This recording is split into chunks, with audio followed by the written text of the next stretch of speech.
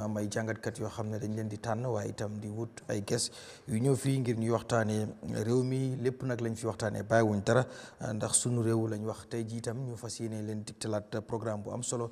fii ci sunu réew dëppook fukki fan ak juróom ci weeru janvier ci atum 2025 muy 2025 suñu gan tey jii beneen kilifa la ci réew mi moom mooy suñu gan dinañu waxtaan ak moom ci yenn ay ponk yoo xam ne soxal na réew mi yéen ñuy seetaan itam bu ci xajee buñ mënee ubbi bu mu jokkoo yi ngeen dugg yéen itam ni ki niñ ko daan defee rek wax seen xalaat ci mbir mi dinañu ko def suñu panélistes yi ñi ngi fi muy jàngatkat yi Doudou Dia mi ngi fi Sékou Dieng mi ngi fi Abdoulaye Bojang Mamadou Kourang léegi tey mu fekk suñu ci jotaay bi suñu gan nag di jàmbur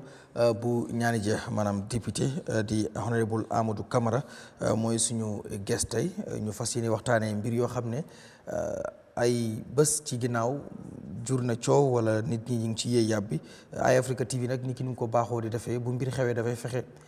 di waxtaan ak ñi nga xam ne mbir mi ci foofu la amee wala itam ñi nga xam ne itam kilifa lañ ci boor boobu moo tax tey mu nekk suñu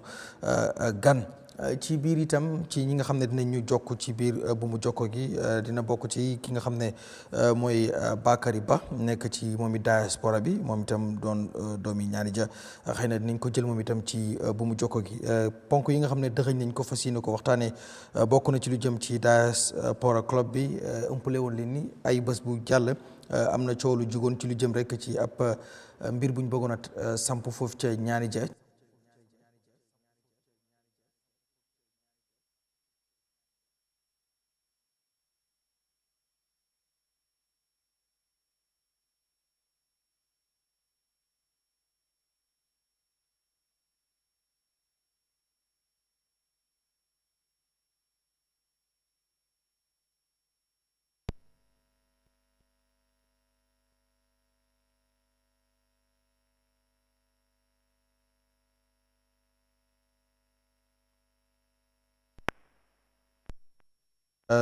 ak itam lu jëmaat ci diaspora bi ba tey lu jëm ci li nga xam ne mooy koppar wala gi nga xam ne dugal nañ ko ci 2024 yooyu bokk na ci nga xam ne bëgg nañ ko waxtaanee itam waaye loolu ci comment segment bi la suñu main topic tey mu ngi jëm rek ci coow li nga xam ne moo dox ci diggante diaspora club bi ak nguurug réew mi su ko defee nag wax ji balaa muy bëri ñu nuyu suñu gan gi bàyyi ko mu nuyoog ñi nga xam ne ñooy seetaan Eyeafrica TV di honorable Amadou Camara di jàmbur bu Nianija honorable ñu ngi lay nuyu di kontaan bu baax tey ni ñu fekk see fii ci suñu réew ci waxtu bi. waaw jërëjëf asalaamaaleykum maa ngi nuyu ñëpp képp ko xam ne yaa ngi déglu ak suma xarit yoo xam ne dama leen day gis léegi yow léegi may seetaan Eyeafrica suñu réew ak yeneen programme yi tamit maa ngi nuyu ñëpp daal nekk na ma kontaante bu baax pour nekk fii te maa leen jaajëfal lii mooy liggéey réew lii mooy tamit bokk ci réew boo déggee dara wal nit ñi ñu ñëw toog waxtaan waxtaanee rek macha allah ku nekk dafay xam ne man lii mooy suma taxawaay si lii ak tamit lii ak lii moo xew den ku nekk daal wax ci lu mu xalaat ak nu mu gisee mbir mi waaw. jërëjëf gaal bi ñu ngi nuyu suñ followers yi on Eyeafrica TV ñu ngi leen a wax ne we are back again for another session of our suñu réew programme comme niñ ko dee waxee waxtaan la pour on issues yoo xam ne ñoo affect suñu réew mi ñu mun a mayante xel ñu joxante some advice and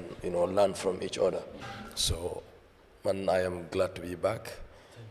Thank you for having me. asalaamaaleykum ñu ngeen nuyu ñëpp kontaan delluwaat si dalal suñu gan bi di nuyu suñu booda si yëpp ñu fi teew ñu fi nekka di nuyu ñu nga xam ne ñooñu day déglu home and abroad di leen sant especially yéen tamit Eyeafrica top to bottom jërëjëf c'est a pleasure. Doudou Dia. ni di am mbégte bu baax a baax dellu siwaat fii si suñu réew di nuyu seetaankat yi soppe programme bi fu waay mën a ne di dalal suñ gan honorable Amadou Camara jaar fa tam nuyu suma naataangoo yi nga am ne mooy brother Sékou Dieng mi sa Bojang Mamadou Kourang ak yow mi sa boppa nga am ne yaay host programme bi la sant bu baax a baax jërëjëf Mr. Kourang. jërëjëf Garame thank you very much di nuyu suñ gan bi Honorable Camara, members of the panel, di nuyu itam suñu déglukat yi audience yi di leen wax jërëjëf. Thank you. mi ngoog di ñu ñëw ci mbir mi rek di nuyu tamit ki nga xam ne mooy Bakary Ba moom tamit mi ngi ci line bi jamono ji di déglu fu ñu koy njëkkee rek honorable comme ni ko waxee rek ci ay bés ci ginnaaw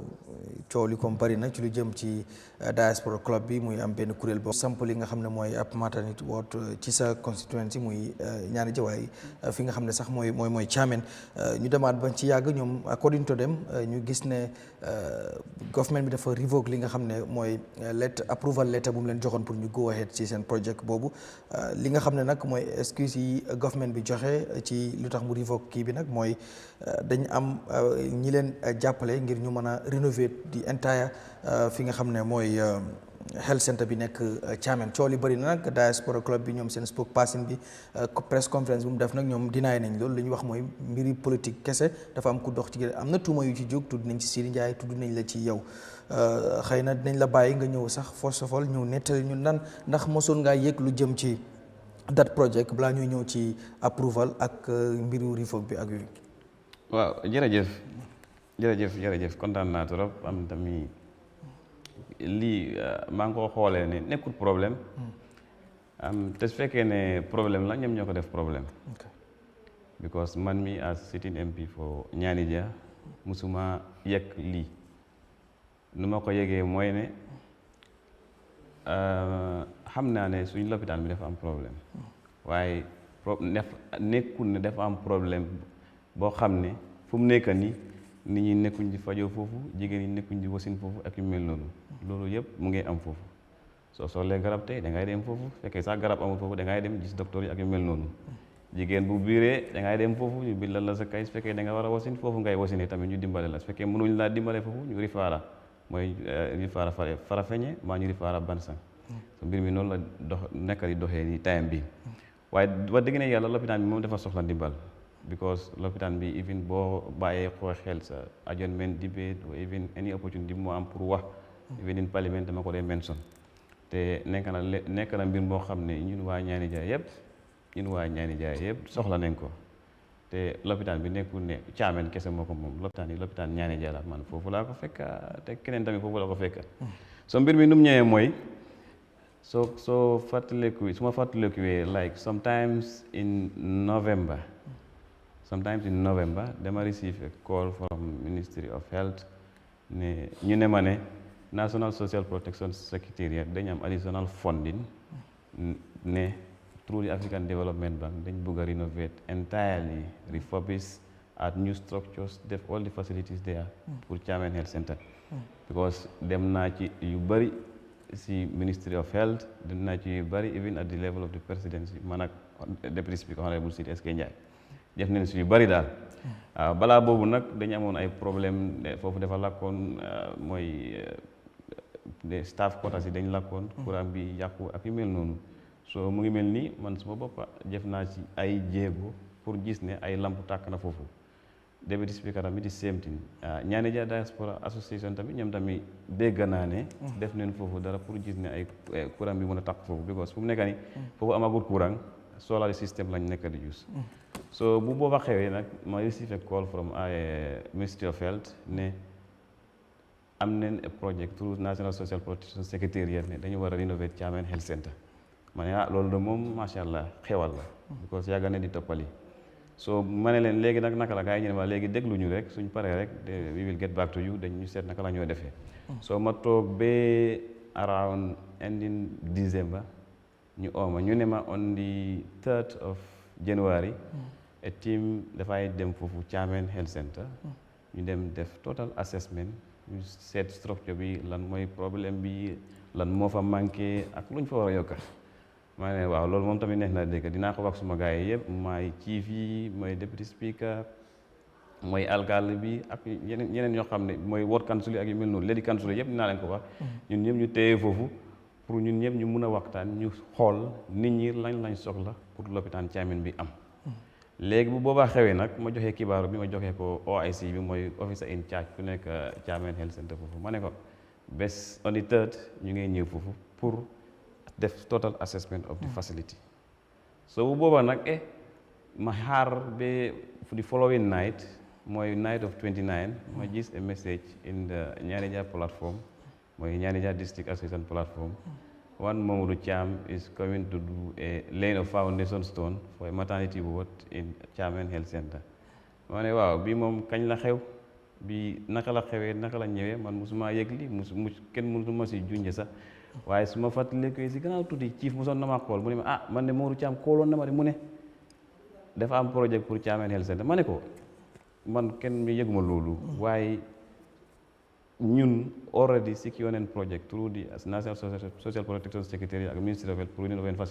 rénover facility bi yëpp waaw su fekkee ne lii tamit mu ngay ñëw foog naa ne dañ ko war a xool daal because man moo yëguma ci dara ci laa am so bu ma déggee ne ëllëg dafay dem lay foundation stone ma ne lii moom léegi moom nit war na jóg de ñu seet lan mooy lii so ma call OIC bi mu ne ma lii nekkul yëfi Mamadou Cham lu mel noonu ay tubaab leen in fact seen blog yi yàgg nañ fi am nañ fi 2 years léegi ma ne ko ok su ma ñëwee fii blog yi ma dee gis fi dama teko ne sax arrêt ji ñoo ko def fi ñu ngi bëgg a defar seen fence bi mu ne ma déedéet ñoom ñoo ko moom ma ne ko ok kon xaaral ma call arrêt ji as far as yow moom yaa ngi fi rek yaa ngi represent arrêt bi yow postet yaa pour nga nekk njiit bi si lopitaan bi fii xaaral ma call le so ma call directeur bi mu expliqué ma mu ne ma in fact lii dafa nekk mbir moo xam ne man I was put in the picture bi ma ñëw si région bi fii ma ne ko ok you are put in the picture waaye man to be quite honest musuma koo yëg musuma ci xam dara waaye mu ne ma nag but I think to be quite honest with you there are some technicalities because when I received a call from the Ministry of Health on Friday that's on the 3rd I should be on the ground a team is coming pour ñu def assessment health center bi ñu rénover ko refurbish ko ak yu mel noonu comme ça ma ko waxee rek so bu boobaa nag ma ne ko ok léegi xaaral ma call Ministry of Health tamit probably mun neen maa jóg moo set more lights on this matter so I followed up ma call minister he was busy ma call the director of health service mooy Dr. Nyasi moom tamit mu ne ma yes but honorable to be quite honest with you personally I will apologize because mu ne ma above all you are the chairperson of the select committee on health at the National Assembly all these things have been happening and you are never put in the picture but I think we will respond back to these people and see I am not interested in those things. I'm a politician and I want good for my people. But if things of this nature is happening in my constituency, da ngeen yàlla war ngeen ma ko yegal su fekkee ne sax ñi yegaloon ma joxuñ ma cër bi joxuñ ma respect bi yegal ma ko yéen war ngeen ma ko yegal waaye loolu yëpp amut may leen léegi daal this is your show you are the technician man am a politician you deal with it but wax dëgg ne yàlla man at the word go I will rather go with a project pour ñu defar lopitaan bi yëpp dan go with a maternity ward ante lii nu mu ñëwee nii sax man nu ma ko gisee nii nekkut ne kenn moo ko ñekk di ñëw def déedéet Mamadou Cham mu ne moom moo koy ñëw def su ko mu ne def fine waaye ñun nuñ xamee Mamadou Cham xam ne Mamadou Cham is a politicien mu xaar ba ma joxee kibaaru bii ne ñu ngay ñëw defar lopitaan moom mu toog mu ne dafay dem bil maternity ward foofu so bu ma ko followee noonu di following day I saw a communication in the media ne Ministry of Health through the Director of Health Service is cancelling the approval to construct a maternity ward at Chamen Health Center. So ma mari the address bi I saw their Diaspora club ma ne lii moom jaxasoo na de message bu ma gis Mamadou Cham mu ne mu ngay ñëw build maternity ward with his partners Gambia Diaspora Association and whatever but waaye lii the official letter bu may gis in the media Gambia Diaspora Club US ma ne lii moom mbir mi moom nekk na xaw ma mbaxal la xaw ma naka laa koy mu ne waaye jaxasoo na man mii sax jaxasoo na ma waaye xam naa ne daal lu ci munti nekk message bu ma gis si Nianija plateforme bi it does not go well with me because even government sax su fekkee ne dañoo indi projet in Nianija waxuma ne war nañ maa yegal whatever waaye buñ ma yegalut su ma demee ba yëg ko wax dëgg ne yegal la fu ma munti taxaw fu ma munti toog dinaa wax ne hey def ngeen mistake de joxu leen ma suma cër because I am the sitting member and maa ngi advocate lii every time so you understand waaye mbir mi nu mu ñëwee moom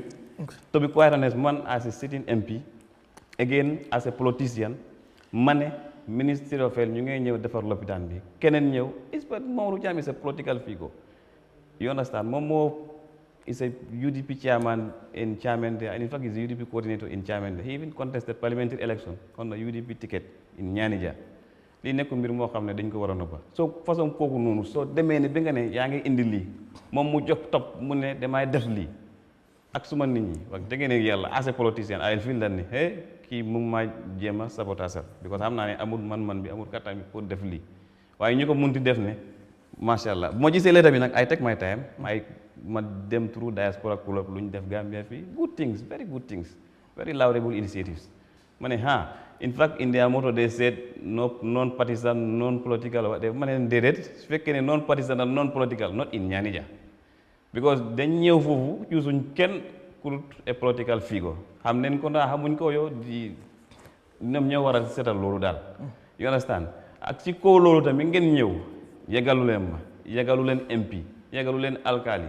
you understand even deputy speaker si boppam mu ne ma gars yi yeggaluñ ma ne ko kon bii moom naka la naka ngay ñëwee si dëkki jàmbur rek këri jàmbur rek yaa ngi fa bëgg a tabax dara yeggalul loo ko defuloo ni loolu moom rafetul ak dëgg yàlla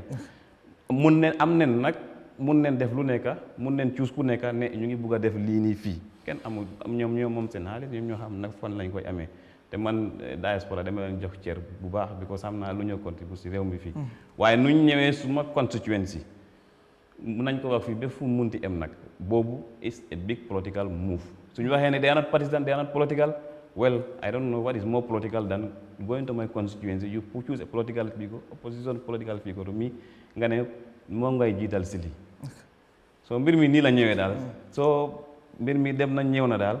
man even at the word go balaa may xam ne ñii ñoo nekk si biir sax ma ne leen man I rather go with the total renovation of the facility than going with just a maternity ward because du loolu rek lañ soxla Chamen problème foofu du maternity ward kese la right now suñ teg nan mu mel nii suñ lab bi nekkul di fonction right now suñ buggee test ak yu mel noonu dañ leen de wax ne dem leen like Kawur oo nga dem Kuntawur pour nga mën a def sa normal pregnancy défini like bu ñu bëggee test sa blood bi ak yu mel noonu lu ñëw ak PMTCT so loolu yëpp amul foofu so loolu moo tax dañ soxla ndimbal trop te joytu naa ko ba am wax dëgg ne yàlla foog naa mbir mi moom lu leer la su fekkee ne politique moom foofu ñoom ñoo fa ko dugal su fekkee ne tamit leneen moom foofu ñoom ñoo ko fa def waaw man daal si suma gis-gis bu gàtt ak yu mel noonu mbir mi nii la ñëwee daal. voilà dinaa ñëwaat ci yow damay bàyyi panélistes ñoom tamit ay nañu daagees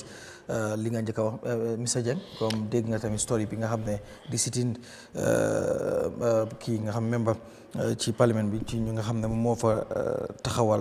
Nianija moom wax na li nga xam ne moo xew so yow nan ngay jàngatee kàddu yi nga xam ne honorable Camara yëkkati na ko. jërëjëf Garmi jërëjëf Mr Camara déglu naa ko attentively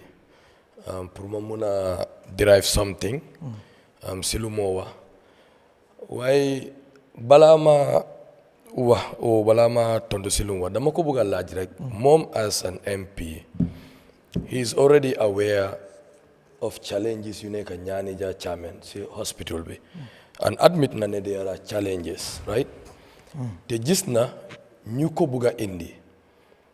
now regardless of who is involved moom lan moo ko ñor is it the welfare of the people of Chamen or moom his political capacity right because we are talking about a hospital in an area with a maternity ward that needs refurbishment.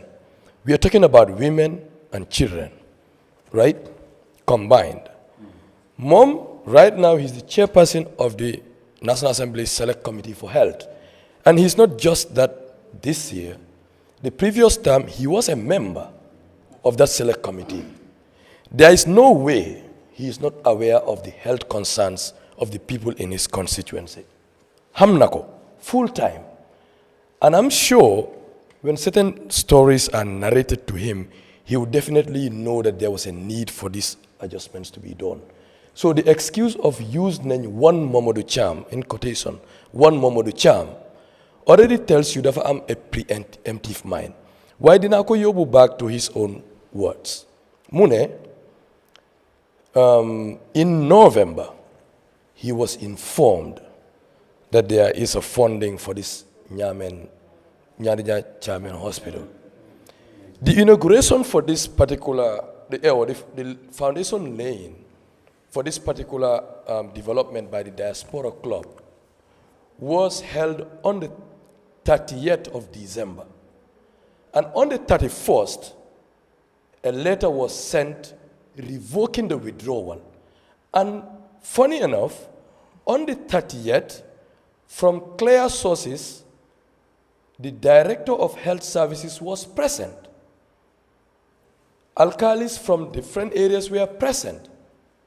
And he was aware. They were present. Only for them to be told on the 31st of December, the approval has been withdrawn and that there is going to be feasibility studies done or started on the 3rd of January. Right? Because they felt now one Mamadou Cham, as he put it, is trying to hijack his political capital. Now my question to this honorable minister is, what is his priority? Honorable member. What is his priority for the people of Chamen? To ensure that he safeguards his political interests or addresses the concerns of the people of Nianija Chamen? I have other questions for him because today is going to be a session of questions, but I really want him to tell the people. So you have 2 minutes pour tontu. Yeah. boo ko taamee nag indi ko problème waaye jërëjëf lu ma bëgg a clarifier ne mooy lu ñu lay wax ne director of the regional health director was there is a lie,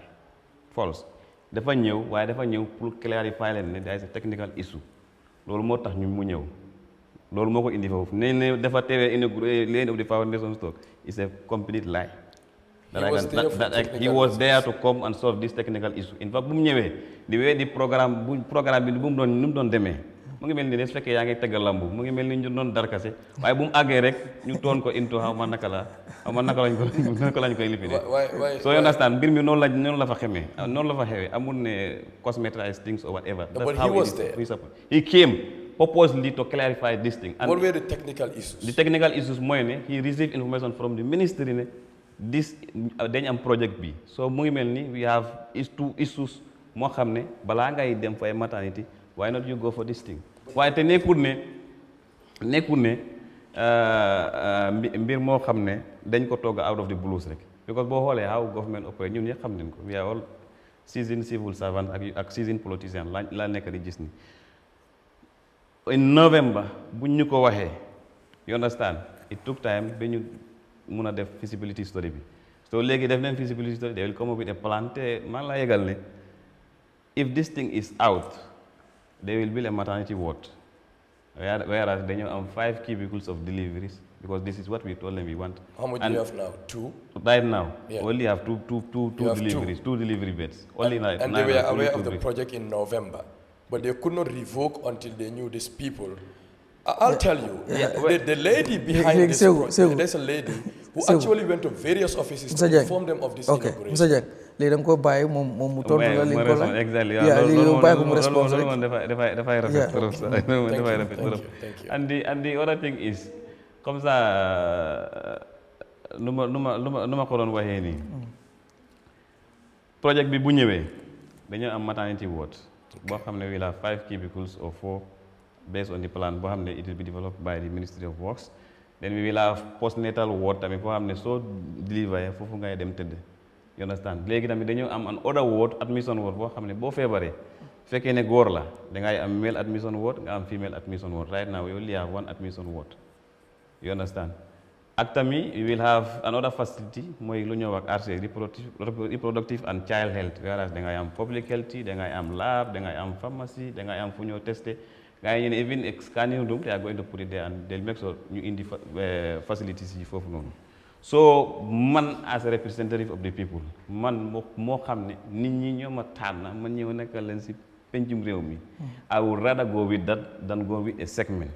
Whatever lu nekk si biir seen diggante ak ministry of health whether wax ne leen ko lu tax riva wuñ ko depuis kala man am not interested in those things. What I'm interested in pour ma am lopitaan boo xam ne is a standard one but not with segmentations. No, you're interested in your political capital. Yeah, whatever that is that is your opinion. And no, it's not my opinion. And I fully respect that. But honest to God, last time maa ngi nekkoon in the Parliamentary Select Committee on Health where Ousmane Sylla moo nekkoon chair bi and then by then in fact lopitaan bi was not as it is right now. So now I happen to become the chair and I have been talking about it. The records are there. su fekkoon ne dama am suma mun fekkee tabax naa ko du tey sax. ok right ma ñëw si Mr Bojang xadi mun nga ñu koolaaleel Bakary Ba moom tamit mu dugga Mr Bojang so honorable Amadou Camara am na kàddu yu mu yëkkati si li nga xam ne moo jot a xew ci issue bi xew foofu ci Chamen lan mooy doon sa réaction wala nooy jàngatee kàddu yi. waaw jërëjëf honorable Gambia bi de ñun yëpp bugga nañ ko toog waxtaan dëkk bi is a plus that we have to give to President Barrow and all the people, Gambians generally. The truth is this is a mistake. The government yourself,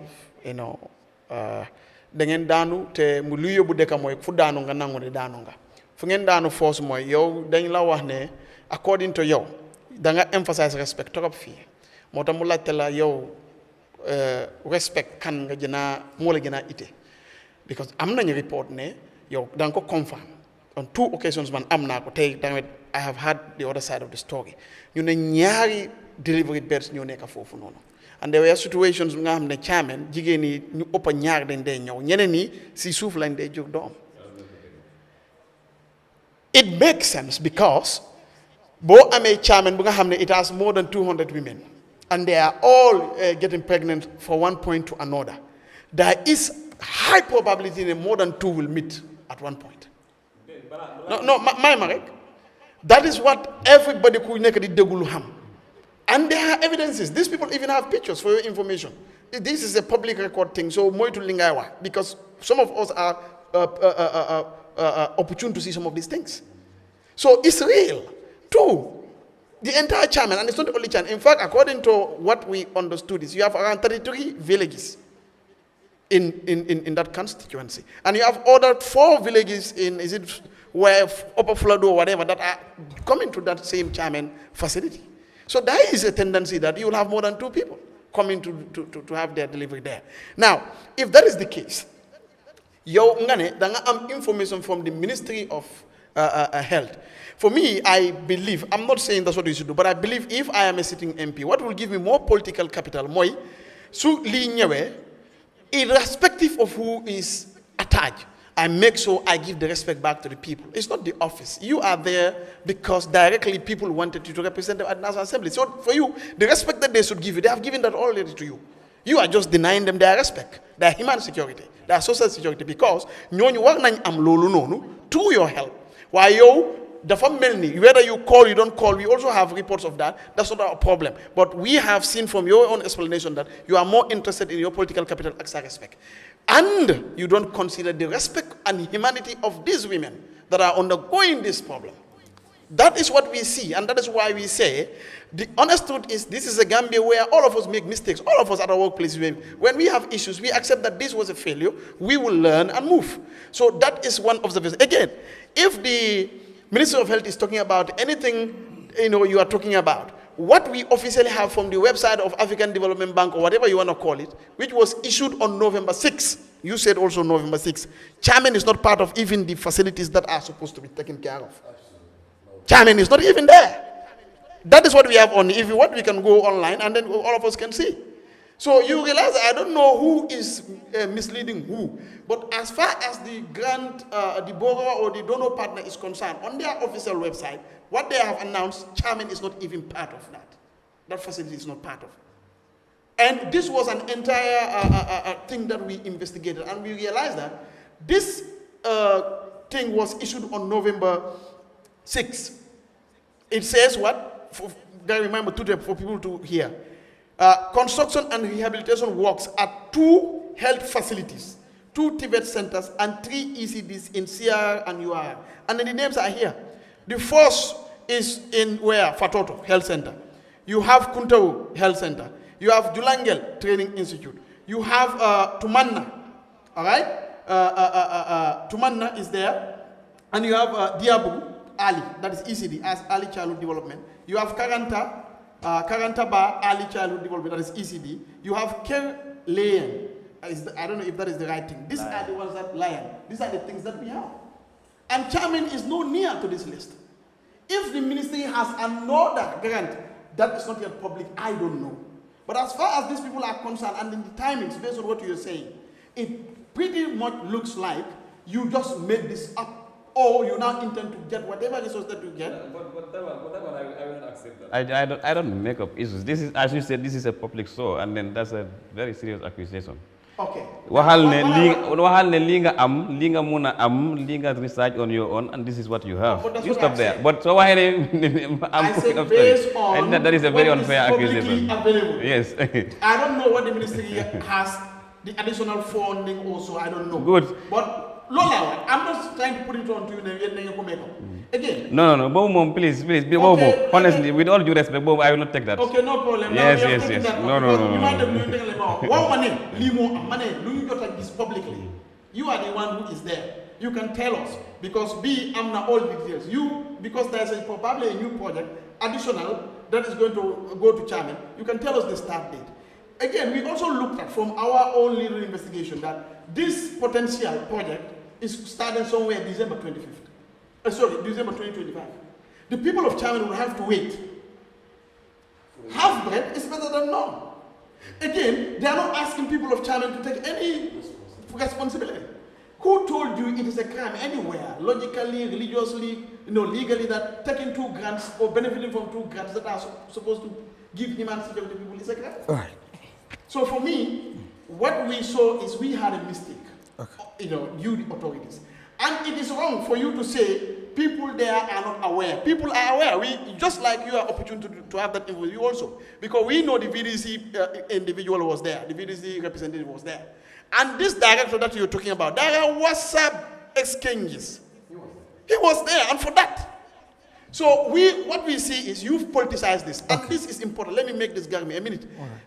All that we are doing as politicians is bad. Politics is not bad. To say, it's because of politics. It is because of politics you have a car from our money. You never complain of that. It's because of politics. We deserve that more than you. The people of Nianija deserve. You deserve the car. They deserve good health. They deserve good health. All right. So even if Amadou is UDP, it's his right. And any development that comes, you see, World Bank, all these multilateral corporations, they deal with political entities, governance. All right, Bojan. So anyone who wants to come to Chamen and wants to deal with a political entity, you as a sitting member should participate, but you cannot deny your people, which is wrong. Thank you. You should apologize to Gambians and the people of Chamen. All right. No problem. Because one of you bury accusations, misinformation, and so on. Yeah, you going through the African Development Bank website, you can find anything there. But as far as Dumakam, if you know how these things operate, how projects operate,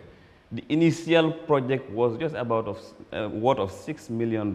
That's where these issues came up. And it's not about rehabilitation only. There are other components. Li lu ñu wax ni is an additional funding.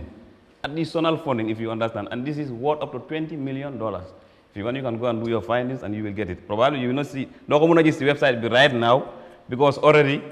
what luñ nekk di def ni moy def assessment bi, then they go back to the bank for no objection, then you mëna ñëw start. You understand? And in fact, when they face an assessment, like, don't follow all the process they follow for the initial project, because there is already contracts awarded, ESIS done from different aspects. So you understand? If they just go back to the bank, you have no objection, then start liggéey. As I am informed. And for the other thing is, xanaa da nga gis ne fu ñu bind ne fu ma wax ne man maa ne na yéen na ngeen pack seen bagage yi or did I have that authority pour revoke anything which you know that boo xam ne ñu ngi ko war a def foofu gis nga ñii ñoo xam ne dañ nekk nit ñoo xam ne dama leen respect trop Diaspora I respect them so much loolu moo tax du ma sori si ñoom sax luñ mun di def nag luñ mun di def nag luñ mun di def nag ñoom am nañ sañ-sañ bi pour defee ko noonu te aw ma ci dara waaye as far as suma nit ñi ñu ngi concerned te as far as the majority of people of Nianija are concerned we rather better go up with ñu am suñu facility bi totally renovated with additional structures than only going with a mandatory ward. That is our wish. Until when that happens. Government or will you take the responsibility of those problems that they encounter because of your denial? Let's say somebody pass away during labor. Let's say somebody suffers. Bojang, allow him to learn. Mr. Bojang, when you are talking, I don't intervene. Even if I want to intervene, so much you must signal like my buy because I respect whatever that you are saying because it's your opinion. Unless so faking about misinformation, I have to interject. But you're also doing misinformation. That's why I want to make it like it's misinformation. No. Misinformation. To be honest. Luma lay wax rek luma la bëgg leeral moy ngeen jégal mu ngeen because man olof yi pol la amé. You understand? Luma la bëgg leeral moy né ñun as authorities in Nianija, ñun as people of Nianija dañ bugga suñ lopitaan bi nekk one out of many in the whole of Gambia or even CRR not loolu lañ bugga so suñ amee opportunity boobu pour am loolu gisuma dara loo xam ne wax or whatever loo xam ne dañ koy sokom to make sure you forgo that because this funding this donor partners funding they are not like changeable or they are not transferable to any suñu waxee ne lii lañ bëgg a def loolu rek la ñoo def. Okay. So mu ngi mel li nga fekk maa ngay tabak suma kër nga ne da ngay tabak foofu munu or whatever léegi suñ ñëwee ñu def assessment jëf ne ñii ñu ngi bëgg a fii tabak maternity ward xam nga ne loolu dafay indi leneen those are technical issues though by layman thinking or at political level or at Nianija level ñun nu ñoo xelaatee mooy ne ñun nañ am lii dañu am lii rek I think ma jox la $10 or $1 léegi looy jël fan naa $10 bi ngay jël. So nekkuñ ne ñu ngi aaj nit ñi or nekkuñ ne kii mu ngi aaj nit ñi that is the decision of the Ministry of Health. Yes, you will laugh when I talk when you made your statement, when you made your accusation or whatever. I don't laugh, I just respect your view or whatever. So su ma waxee even su fekkee ne nanguma yow sax foog naa ne I deserve that respect ne I deserve that utmost respect pour nga respect lu ma wax because maa ngay wax ni yaa ngi okkoti ki yéen a ngay nekk lu ma nekk yoon nii fee su fekkee ne sax nanguloo ko sax yaa ngi ko jëlee leneen daal. So for now, if we talk, if you get work done, then you want to join the care. That's right. That's okay. Sorry, honorable. Yes, that's right. Yeah, all right. xam naa damay dem si sama ñaari panélistes yi ba pare balaa mooy dugal kii Bakary Ba moom mu ngi si line bi boot Bakary mën nga fuloo wala yow tamit waxtaan bi balaa mooy ñëw si yow Mr Dia déglu nga honorable lu mu wax ba tey because of last time bi ñu fi jógee dañu waxoon ne bu ñëwee lii mooy nekk suñu topic of discussion lan yow lan nga ca jàngat. jërëjëf Garmi si fu mu daanele naa fa tiba ma jox la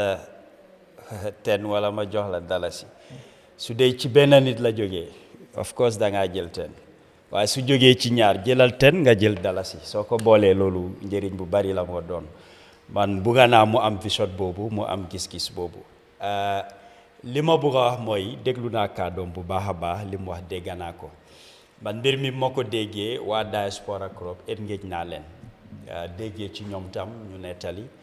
ewuma ci loolu ñoo xam ne xam naa leen ñetti nit laaj naa leen ñi liggéey ci lopitaan bi damaa ñëw si seen yenn jëfin ñoo xam ne jëf nañ ko waxtaan naa ak ñaari docteur benn nurse pour li ma déggee ci ñoom ma mun a confirm mun a xam comme ci suma gis-gis foog naa ne yi fi politique mu ngi ci mooy Mamadou Thiam bi nga xam ne UDP la loolu am na issue ci mbir mi li tax may tibee ci Diaspora club bi ñoom nuñ tàmbalee maanaam at bu jot dañ daan ñëw holiday Gambia dajale seen xaalis def seen Mumbai enjoy seen boppa waaye am ku leen tegal ne li ngeen di def nii seen alal la yéen a ko moom ngeen bànneexu ci problème amu ci waaye soo leen defoon dara ci réew mi luy jur njëriñ foog naa ne loolu mooy li gën ñu gis ne waaw lii lu wér la nañ foo mbootaay dajale suñu alal seet nuñ ko defee ci réew mi fii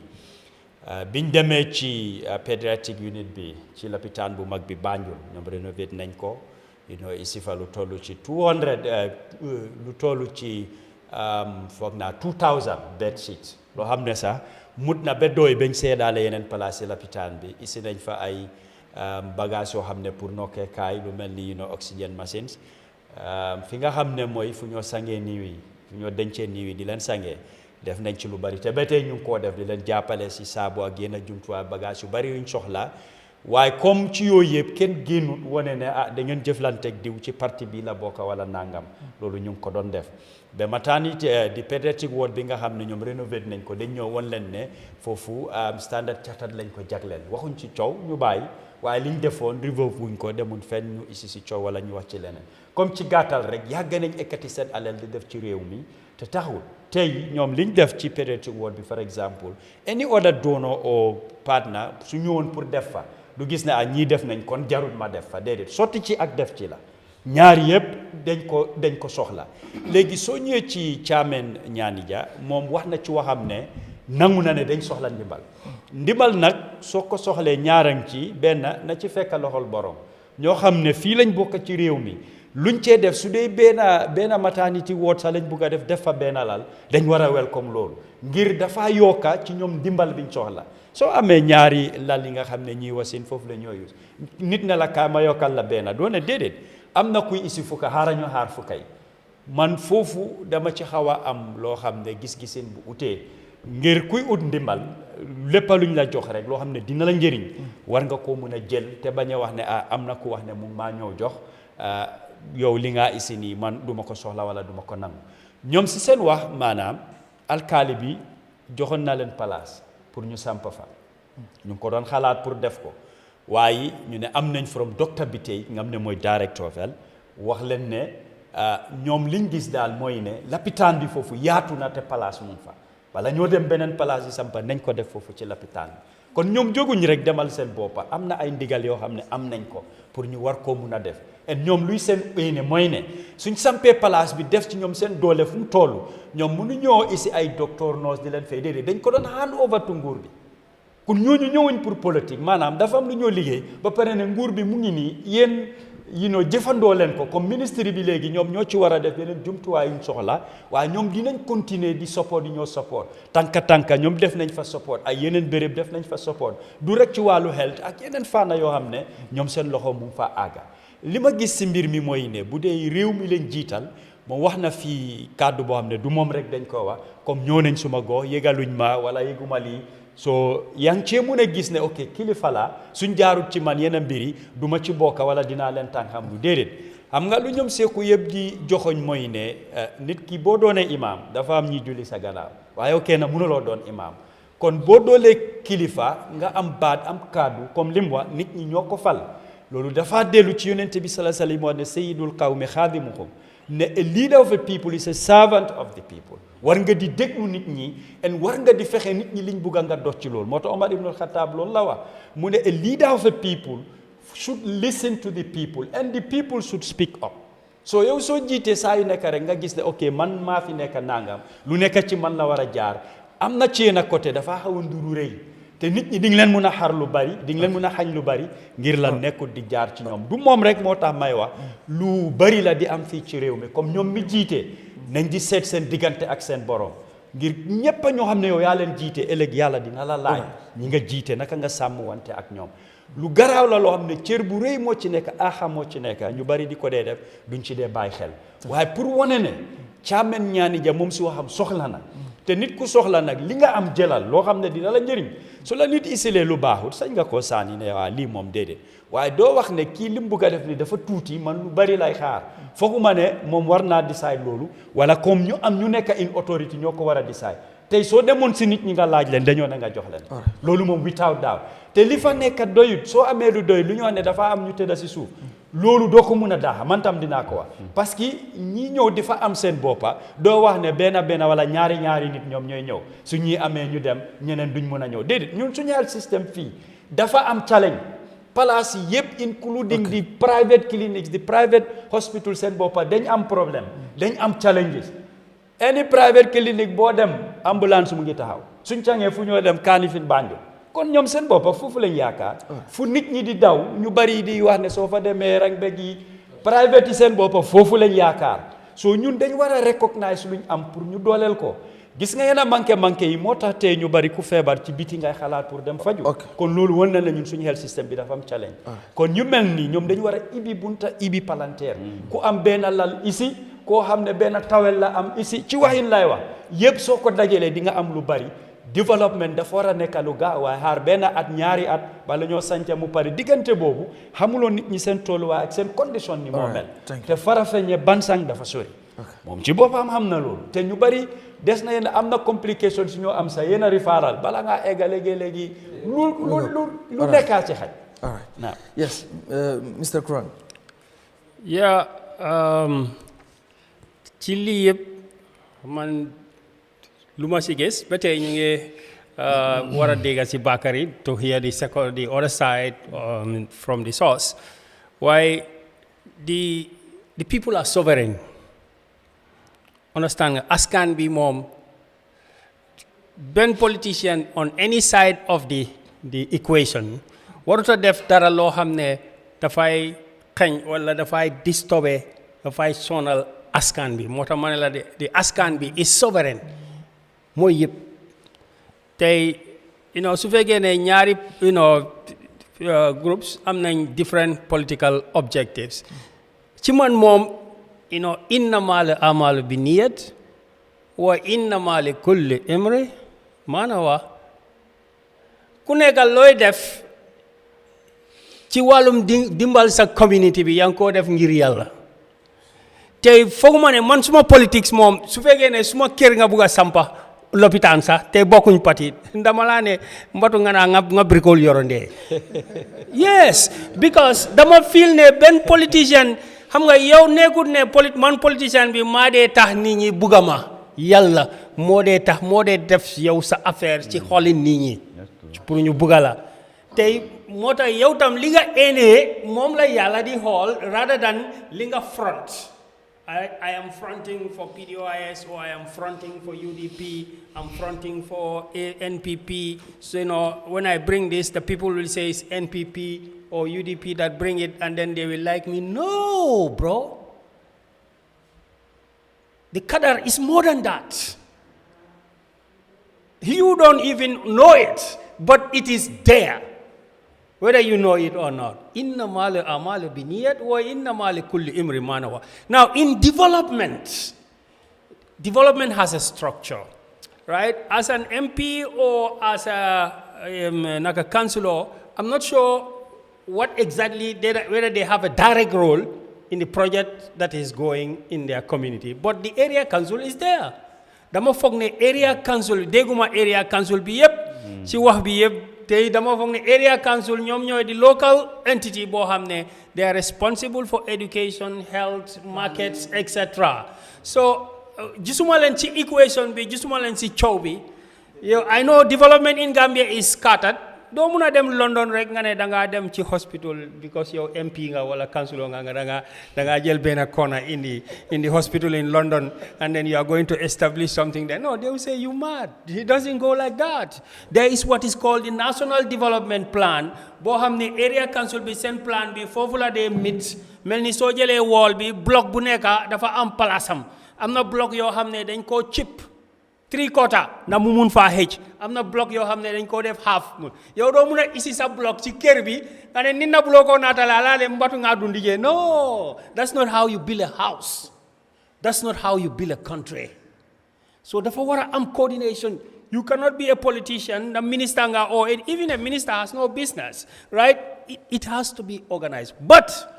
luma gëna disappoint mooy politicians yi su fekkee ne yes still now am nañ coow ñoom seen diggante waaye coow bi garmi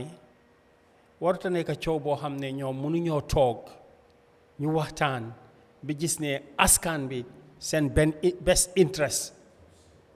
maintain nañ ko suñ defutee loolu rek dañoo nekk 6 and 9. Yes. Okay. Thank you very much. Mohamed. Yeah, before Madam Siba ma bàyyi la. waaw jërëjëf dama rafetlu seen kàddu yi bu baax te boo ko xoolee even balaa assessment yi mi ñëw mooy Friday on Thursday dama amoon meeting in Chamen itself a big meeting boo xam ne ñun doon célébrer suñ lady council ak yu mel noonu te wax naa ko si meeting bi nii sax ma ne leen ne ku fi bëgg a def dara you are welcome waaye da nga war a jaar yoon bi waaw nekkul ne da nga war a jaar si man or whatever man am autorité waaye aw ma autorité pour jóg nit durwaane demal sampa si lopitaan aw ma autorité pour jóg nit durwaane doo mën a sampa si lopitaan bi so lu ñu wax rek mu ngi mel ni ñu ngi wax rek ñu ne ñun ñoo ko cancel waaye amuma autorité pour cancel dara you understand te the other thing is Mr. Koran dafa war lu am solo la the ward councillor and the area council they are never put in the picture mu ward councillor because xam nga dafa am loo xam ne dañ ko war a xam xam nga nit soo ko xeebaate dafa bari si réew mi nag torop sax da ngay gis nit mu ngi toog rek mu ngi occupy position rek mu ngi mel ni yow tamit masha Allah you can even occupy it better waaye as far as man maa ngi foofu jox ma suma cër World Council bi yëggut ci dara man loo xam ne maa ngi koo yëngal pour dem suma réew man suma boppam yi du ma ko war a yóbbu de because man moom pour dem uti rek am partnership whatever su ma demee moom mooy coordinateur yëpp suma World Council bi waaye lii lu ñoo wax ni yëggut ci dara te lu ñu leen sogestal mooy lu ma waxoon even si meeting ma ne leen ne since ministry mu ne yéen léegi dañoo revoke seen clearance bi man I am open to anything Diaspora club or whatever as far as léegi maa ngi xam ne yéen a nekk si lii nañ ñëw ñu toog ju waxtaan ñu ngi fi am all health center not far from the main health center Jaman si ñoo fa rénové doon ñu ngi ko oowee Nafoore nañ dem ñu tabax ko maternity ward bi or whatever that you want to build ñu ngi amee another health post in Buduk government presently ñu ngi ko construct you understand su fekkee ne tamit maternity ward bu ñëw nekk ay tabax foofu doyut mun nañ yóbbu fii bii nii foofu def ko foofu ñu ngi am beneen health post in Jailan Bagadaji women are delivering there and that's just a health post probably there are one or only 2 beds you understand mun nañ ko yóbbu foofu ñu tabax ko foofu soo gisee ñu ngi sogees maa ngi sogees lii yëpp pour ne bugguñ ñàkkal yi waaye lu tax ñu ngi insiste ne Chamen da ngeen leen war a laajte lu tax ñu ngi insiste ñoom tamit Chamen lu tax da ngeen leen war a laajte loolu moom foog naa seen warga la yéen tamit ngeen laajte ko because yéen ak ñu tuumal ne ñun politique yi dañ involve yéen tamit laaj leen lu tax ñu ngi insiste ne Chamen lu tax ñu ngi insiste all right yeah déedéet man dama laajte lu tax ñu ngi insiste lu tax nga foog ne ñu ne Chamen lu tax ma foog la ñu ne Chamen because ñu ngi I give them that benefit of the doubt pour ñu ñëw clear loolu because xamoo lu nekk seen because ñu ngi la push away from your political capital ñu ngi insiste te in fact lii su fekkee ne dëgg ñu ngi wax ne politique nekkul si yow da nga jaar si suuf ba nga am looy am yëpp su fekkee ne dañ revoke waaye noonu nga dem si ministre bi oo nga oo ñu lu tax lii am suñ toogee ñu waxtaan bi ñoo juboo waaye nga dem si media bi rek pararara nekk di wax nañ wax loolu lañ am nañ wax non okay but all right no sorry but just my 30 seconds ñëw because Bakary mu ngi si line bi so dinañ ñëwaat foofu noonu yaa su ko defee moom tamit hello Bakary. Hello, assalamu alaikum, brother Jammeh. jërëjëf dañu ñëw quickly rek yow tamit because gis nañ la yow yaa ngi doon bind si sa Facebook page bi Bakary li ngay bind dafa bëri trop ñun duñ mën a read yëpp but anyway dama lay tooñ rek lu jëm yow tamit si lii ba ñaari jënga dëkk bokk nga si Diaspora association bi not Diaspora club but ñaari jë si boppam honorable mention na ko fi am nañu an association boo xam ne mu ngi tudd Nianija Diaspora association yow ban jàngat yow tamit nga nekk di def si situation buy xew ni fooguloo itam ñi nekk Nianija wala sax ki nga xam ne mooy dat caam wala juumuñ because bu lu mel noonu tamit war na ñëw yëgal honorable bi wala fu ñu waroon a jaar yu ci mel noonu ndax fooguloo tamit approach was wrong. jërëjëf brother Jammeh di la nuyu bu baax di la jaajëfal tamit si this opportunity ma profito rek nuyu bu gaaw sa panelist yi ñëpp nekk suma ay brothers brother Sekou Dieng Mr Bojang Dudu Jah mu nekk ki nga xam ne ma ko dee follow si gis-gis bi and everywhere ak suma own uncle Mr Mamadi Kurang di mujjee nag suma nuyu bi suma raka ki ngeen am tey foofu di honorable Amadou Camara mu nekk suma raka nag waaye fan yi nag moom dama am ay lenge pour moom now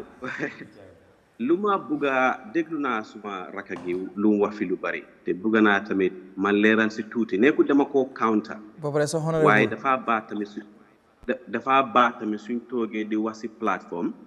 ñu wax yoo xam ne tamit xëy na moom amul information bi yëpp waaye tamit lu mu fi wax mooy for example moom mooy di elected member for Nianija right and he is there to represent entire Nianija district mboolem ku ko saanil ak ku ko saanil that's one thing pour ñu leeral secondly lopitaani Chamen bi soo fa demee wala docteur fa liggéey duñ laajte ndax yow NPP nga ndax UDP nga ndax NRP nga they just check ne Gambian nga da nga need help that's very nekkul tooñee sax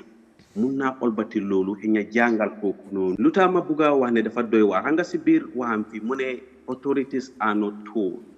Even the councillor was not involved. That honorable Hamnane, that lady councillor, spoke at the day of the opening of the laying ceremony. She spoke. It's on the media. She was invited. She spoke. That's one. Secondly, the Ministry of Health, Toge Watana Diaspora, you definitely engagement yet. You then beg your or clearance.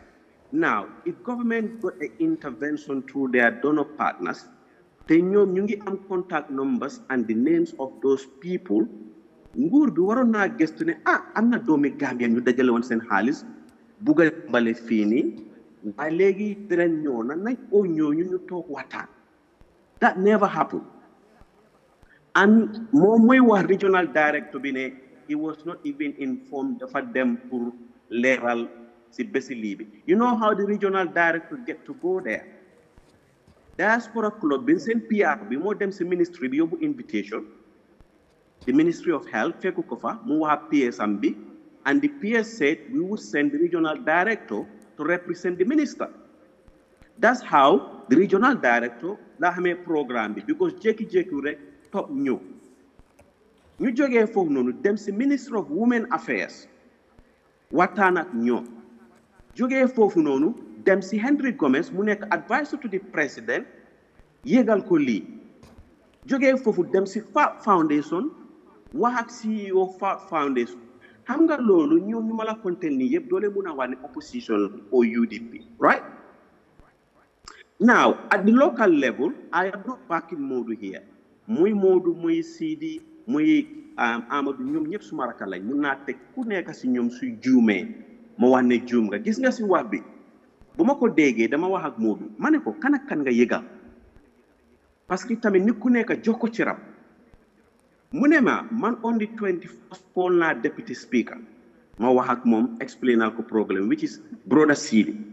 That was the very day, according to moom lu wax ak nu firdel la ànda ak suñ village VDC chairman bi again ñu ngi wax authorities yëguñ waaye the village VDC chairman lu ma wax ni gars yi Chamen ni ñu ngi koo dégga ñu ngi follow bu dee lu ma wax amut nañ gën a count ko mu ànda kooku ba si alkaalo bi ñu yëgal alkaalo bi and that was the place where they call the district chief ñu jógee foofu noonu lopitaan bi dafa amee lu ñoo oowee a chairman for the health committee kooku tam ñu yégal ko kooku sax moo yégal yeneen kilifa yi ak yeneen dëkk yi yu wóor Chamen. This has happened waaye fee na tamit man wax naa ko Modou ma ne ko lu tax honorable waxuloo moom xëy na bugguma lii mu nekk waxtaan bu gudda waaye that was an incident that has happened in Nianija previously and for now honorable am na fa issue ak Modou and I said this to Modou ma ne ko li nga inform yëpp I thought the honorable should have been one of the people who informed. Why? Luma ñëwaat di wax si kilifa. Honorable knew about this project. Bu dee moom sa yëgaluñ ko si teranga ak teggin. He could have do his findings. Mu toog ak Mamadou mu ne ko yow de yëgaluloo ma waaye man maay MP bi. Yow nag tam suma rakka nga wala suma mag nga yii nañ waxtaan ñun yëpp wi jubluwaay bi benn la. Waaye bul dégga nga ne yëgaluñ ma te yow nga nekk njiit bi. Then the time jot yow tam nga puti sa liini nga puti sa tànkani du am and that's exactly what happened which is unfortunate for our people. The last kàddu bu ma bugg a daaneel rek mooy ne suma raka gi mu ngi si néegi député bi ñoom seen revoke letter bi lu ñu binda mooy dañ secure a grant from the ADB. Now grant moom mun na koo leeral fii nii parce que si néegi député yi la nekk mu ngi si second term. If the Gambia government is taking grant on the name of Gambians alone, dañ ko war a table si National Assembly. That do not happen. Dañ ko war a yokk si suñ vraiment réew mi pour at bi. That do not happen. The secondly, there is another option su nekkee project bi nu ko waxee ministry bi yëgal nañ ko in November bala ma daneel fii rek su nekkee ministry bi yëgal nañ ko in November there was a meet the people's tour with the president at Buduk on the 21st of November. Was he aware of this project before then, or was it after? Because when Ame meeting the Buduk, none of them 5 speakers, including him, were about this project. The folk na ne suñ amon project bi mu takku they would have used that opportunity to inform our Nianija people. I'll come back later. All right. Da nga des ak ñun because boo damay ñëw ci honorable State Brahma yi ñëw ci honorable bu fekkee moom gis dégg nga li nga xam ne Bakary moom wax na ko. waaw dama ci am tontu yu gàtt rek. Because the lady councillor was there, but here I am referring to the ward councillor, and they know better. Who is the ward councillor? He was not there. You understand? And then the other thing, is if grant la National Assembly pour approve law. This is not a law, it's a grant. And the framework is already part of the 2025 budget. Whether you understand. So the new parliament is already captured. You understand? And all grants in new parliament. Because already it's a framework is already listed. Already the grant is approved at the level of parliament. So you understand? So the other thing, man dama am issue with Modou. I have no issue with anybody. Man gis naa ñu ma saaga ñu ma xaste ñu ma wax lu nekk waaye soo gisee ñu ngi wax loolu nekkul ni pour man Amadou Camara aw ma daraja boobu sax man Amadou Camara mi boo gisee ñu ngi wax loolu because maa ngi occupy position of responsibility in Nianija loolu kese la so nit mun na wax lu ko neex ak lu nekk si xelaaram bi I have no problem with that waaye as far as lii mu ngi concern lépp loo xam ne mu ngi fa lëndem o yu mel noonu fekkee ne mu ngi fa ñoom ñoo ko indi te si man dara leen mucc ministry bi wax na the government has spoken te man I on behalf of the people in fact majority of the people of Nianija is be rather go with the total renovation of the facility with additional structures than go with the maternity ward only. Okay. That is it. All right. So man damay laaj question. Okay. Bu fekkee ni tamit da ngeen jàpp ne honorable bi moom am na mistake bu mu def wala tamit dafa war a xool lan moo interest yi ñi nga xam ne ñoo Nianija waaye tamit fooguloo ki nga xam ne moo nekk project coordinator bi nekk Nianija wala Chamen something Cham moom it wartu xool di interest of Nianija ba tax moom it mu waroon a engage ñii waxtaan ak ñoom topp leen pour gis ne at the end of the day interest people bi ñoom topp nañ ko ndax da ngeen foog ne blame bi yëpp dafa war a dem one side muy ci xëy na di ngeen jàpp honorable Amadou Camara wala ñeneen foog looy tamit ki nga xam ne mooy that something I think Modou Cham moom tamit am na si responsibility ak even Diaspora club bi ñoom ci seen bopp. jërëjëf Mr Garmi first Bakary wax na ko fii mu ne moom si boppam advice na Mr Cham ne first one of the mistake or one mistake bu mu def mooy informed the respectable honorable in a probably formally but Mr Garmi, let's look at it from this way. You know, this is not about egos, it's not about position or about hierarchy or class. Of course there are people responsible, but we are talking about a third world country, a developing economy that needs help prioritized. And we are talking about a people who probably feel they are marginalized, whose people feel they can intervene. Ñu ne yokkute feebar rek a ko bañ lu dul loolu ñëpp a ko bugga. If I have 1 million, I want 3 million. We have to speak the truth. I always say this government has done really well in so many areas. But when it's like somebody telling me, we have a project for Jambanjeli, and I'll tell them, okay, no, we have to ensure that this project doesn't work because it affects somebody's political interests. And this is the picture we are seeing, right? So in as much as Mr. Cham is affiliated with UDP, what is more important is Mr. Cham was only a coordinator of a project that benefits not only UDP, but even the people that voted for Honorable Camara. We have to be fair to those people. Now we are seeing a project that they said is going to start in December 2025, right? According to reports. Probably, okay, well, I haven't seen documents confirming that. But I'm going to ask him a question regarding that. Okay. But again, for how long are the people of Nianija, Chamen, going to wait before they have some of those problems addressed? And like Nico kii waxee from that ADB website Nico Bakari waxee you can see the picture around the entire situation has a political connotation. And we have to appreciate the fact that politicians will always play the cards, sometimes to get things in their favor. But the Right Honorable said at the beginning of his speech, he wasn't even aware. Dafa gis affaire di dem, the youth nyat in some way, no understand. But now he is here telling us who was aware, who was informed, and who was not informed. That means he was an active player in the game. All right. Okay. He was actively involved. All right, so Mr. Bojang. No, man dama lay laaj because yéen ñëpp lay laaj ko. No, all right, okay. xam naa di ngeen yàquwante si kanam loolu moom I see that comment di ngeen yàquwante si kanam léegi non du ngeen yàquwante I know so ma ne gis nga comme Diaspora club bi dañu wax ne ñoom apolitique maanaam nekkuñ association boo xam ne dañu involve si politique sin ñoom ñu xam loolu te du ñàkk ne Diaspora club bi xam nañ dat Modou Thiam ne amoon na intention wala nekkoon na candidate bu UDP fi nga xam ne mooy since ñoom wax nañ ne seen association bi nekkul mbir politique te ñoo xam nañ lu nekk ci politique ñoo xam nañ ne Gambia fii nii sometimes development nit ñi jaral politique dina leen jaral sax ñu bañ development boobu am because of ku nekk da ngay wut political point muy UDP muy NPP muy political parties yëpp ñu wax ko even muy PDOIS so ndax fooguloo tamit association bi waruñoo gën a waxtaan ak ñi nga xam ne ñooy maybe tey director of health ñu yemale ko ci ñi nga xam ñooy techniciens yi rek pour ñu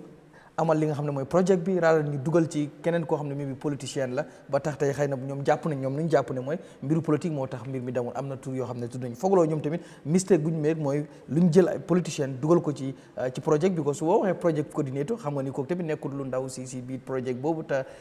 ak nu mu yëgalee gars yi te fii dem ku mu nekkoon yow tamit maybe di nga wax ne ok man maa nekk 10 lu tax man ñu ñëw jaar ma wala ñu yëgalee ma nii fooguloo ñoom tamit am na mistake bu nga xam ne def nañ ko te mistake boobu foog naa bokk na si li indi lii bu fekkee ne jàpp nañ ne because of that moo tax ñu cancel li nga xam ne wala ñu revoke li nga xam mooy approval bi. waaw jërëjëf foog naa Diaspora club bi day ñëw faj bu nga xam ne ñun sa yëgul ne ñu ngi daan faj te baax na trop war maa nekk NPP pour ma mun a njëriñ Gambia war maa mun a nekk UDP pour ma ñàkk a am njëriñ Gambia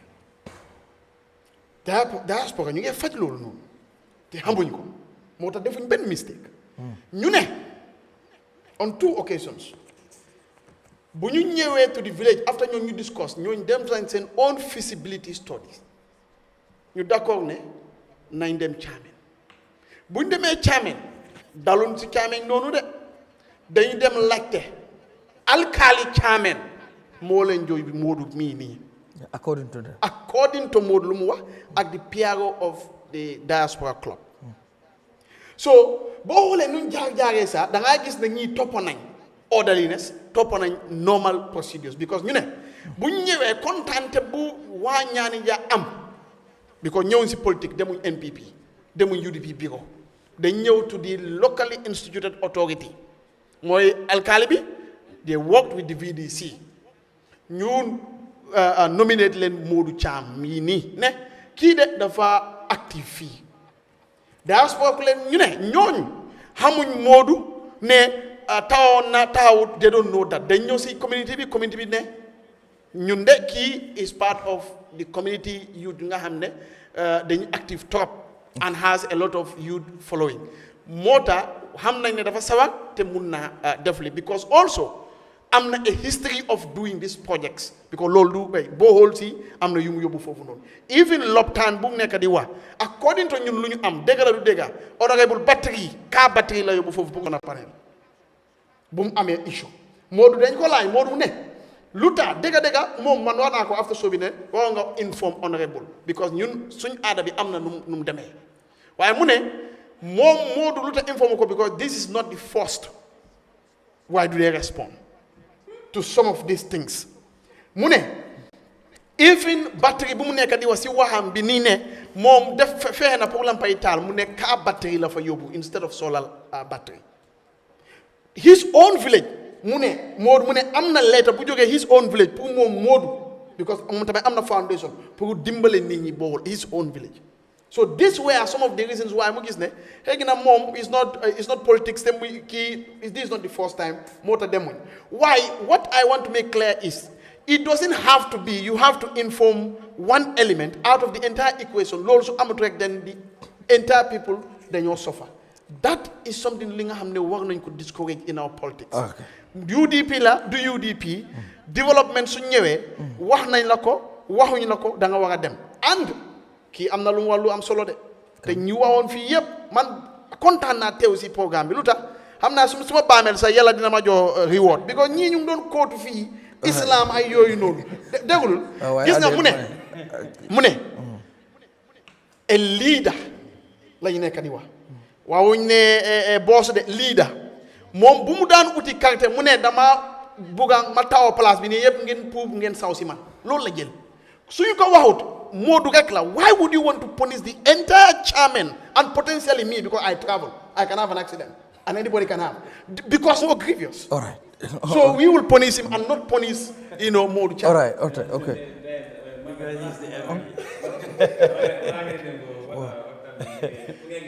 I'm not confirming that you took batteries there. I said what we heard. Yes, I heard you very well. Yeah. I heard you very well. Nga mbir mu xewé mom ku nekk da ngay wax rek lo dégg ak sa xelaat ak no gisé mbir mi comme ça dama wax rek man so waxé dara ci man lu baax ak lu bon nekkul ci man probably place mo amé moko waral waye nañu waxante dëgg gis nga Nianija probably yeen dekku len Nianija gis nga dama fi wax ben wot moy xébaté dafa bari trop dañ ko wara baye xel trop man defuma suma boppa député te mënuma def suma boppa député suma famille kessa mënuma def député Nianija yeb moma tanal jox ma cieur billahi wallahi billahi mën na ko wat ay oustaz yaangi fi ñun don cote there is nothing lo xamne Modou o kenen def Nianija dama ko rek gis ñu ngay def yeneen ñu mu ñegal mako billahi su fekkee ne dafa am yalla bu ma génn fi sax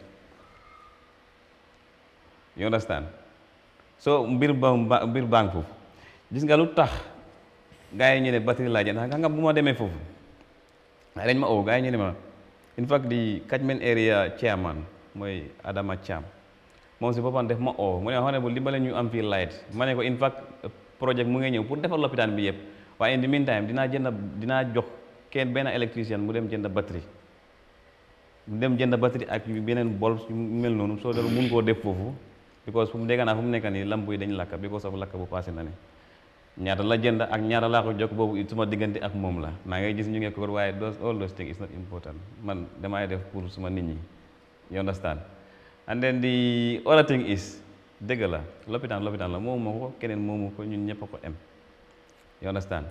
waaye am na solo trop su fekkee ne da nga bëgg a def dara na nga jaar si yoon bi waaye tamit soo defee dara even su fekkee ne da nga juum si yoon bi gis nga man su ma juumee dama lay wax ne juum na because nit kese la waaye bul tax ne da nga bëgg a public sympathy because gars yi ñu ne ñii juum ne nii yaa ngi dem si media bi nekk di wax rek lu la ne wax dëgg ne yàlla avant ma yeneen yoo xam ne da nga ko wax fii du ma dee bugg a defante ak nit si media because man nekkuma façon nit boobu boo ma xoolee sax da nga xam ne nekkuma façon bi nit boobu waaye yeneen yi wax dëgg ne dañu war a bàyyi xel trop lu ñu nekk di wax nañ xam ne buñ dee tamit macha allah dañ ñu xas ba dañ ñu lifin wax dëgg ne yàlla yeneen yi moom rafetul dara wax dëgg ne yàlla mi ko Mr Dia ba tey si mbir mi bis woo xam nga tamit ñaari mbir la te foog naa ne xam nga politique Gambia tamit ni muy demee foog naa ne bu fekkee ne dañ bëgg a am na ñoo xam dañ bëgg a blame maybe authorities yi ku ci mel ni di honorable ak tamit sax deputy speaker bi bot foog naa ni tamit war nañoo xoolaat rôle bi nga xam ne dat Modou Cham play na ko si ndax li mu waroon def yëpp def na ko even though ñu ngi waxi waa ok Nianija warul xaar war nañoo xool the interest of the people yooyu yëpp xam nañ ko that's true but ak lu mën a xew tamit foog naa ne am na fu ñu waroon a jaar gisuloo léegi mbir mi tardé na xaw ma lu ko tardeel bot foog la bu ñu jaaroon fu ñu waroon a jaar ndax mbir mi dina demee nii wala li ci jiitu rek di media laa bëgg a wax am solo dañ ko taam as the fourth estate soo gisee ñu bari di dem ci media bi foofu lañ dee dese pour wax ñu mun leen a dégg tey ba nguur bi lu bari daf dee xew dañ ci dee tekkaaral su media bi tegee pression su lañ dee doog a génn so lu bari suñ bañee nit ñi di use media bi ñoom ñoo war a njëkkalantu ci media bi pour di engage media bi moom tey ñëwam fii nit ñi ñu ngi déglu te xam nga kii lim fi wax tuuma la waaye ñëw na mu setal ko na su ñëwutoon toog fii i follow Eyeafrica duñ ko doon dégga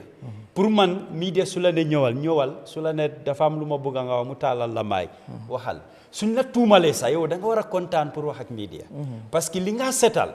ki déggee benn boor loolu la yóbbu de man National Youth Council amoon nañ benn workshop ñu jël ma pour ma joxe lecture on false news, false information, and usage of social media. Pour man, false information amut. Nit ki soo ko joxee xibaar loolu rek la dégga dafa dem ak loolu la gom soo déggee nga ne is false da nga xam dégga tey suñ fi génnee ne ñu ne dafa am benn moto bu tampon benn nag yow fi nga toog nii di nga ko gom surtout ku la ko wax soo amee yaakaar ci moom doo ci am benn werante waaye soo génnoon ñu ne la du nag de béy la de den si ngay dem nga ne false information la lu tax parce que da nga xam dégga so information is power nguur bi ci boppam laa ko tibee de war nañ di engage di citizenry di leen jàngal di leen ñu mun a xam li xew gis nga soo déggee ngunu sax génnal nga wax li am nit ñi suñ déggee foofu rek dinañ balance ñu mën a xam lu xew moo tax ma jox ko dat exemple na tuumal bi yàgg na waaye li mu wax tey dafa make sense te gis nga lu bari wax na ne du ko feeñal so media bi man dama bugga en tant que réew nañ fulal media wax ma media is perfect de waaye ku ñeneen ñi suñ demee ci media rek foofu lañ yaakaar foofu lañ leen mun a déggee te media bi moo dee trigger discussion moo dee mun a trigger sa lu war a am mu am so doole boobu la am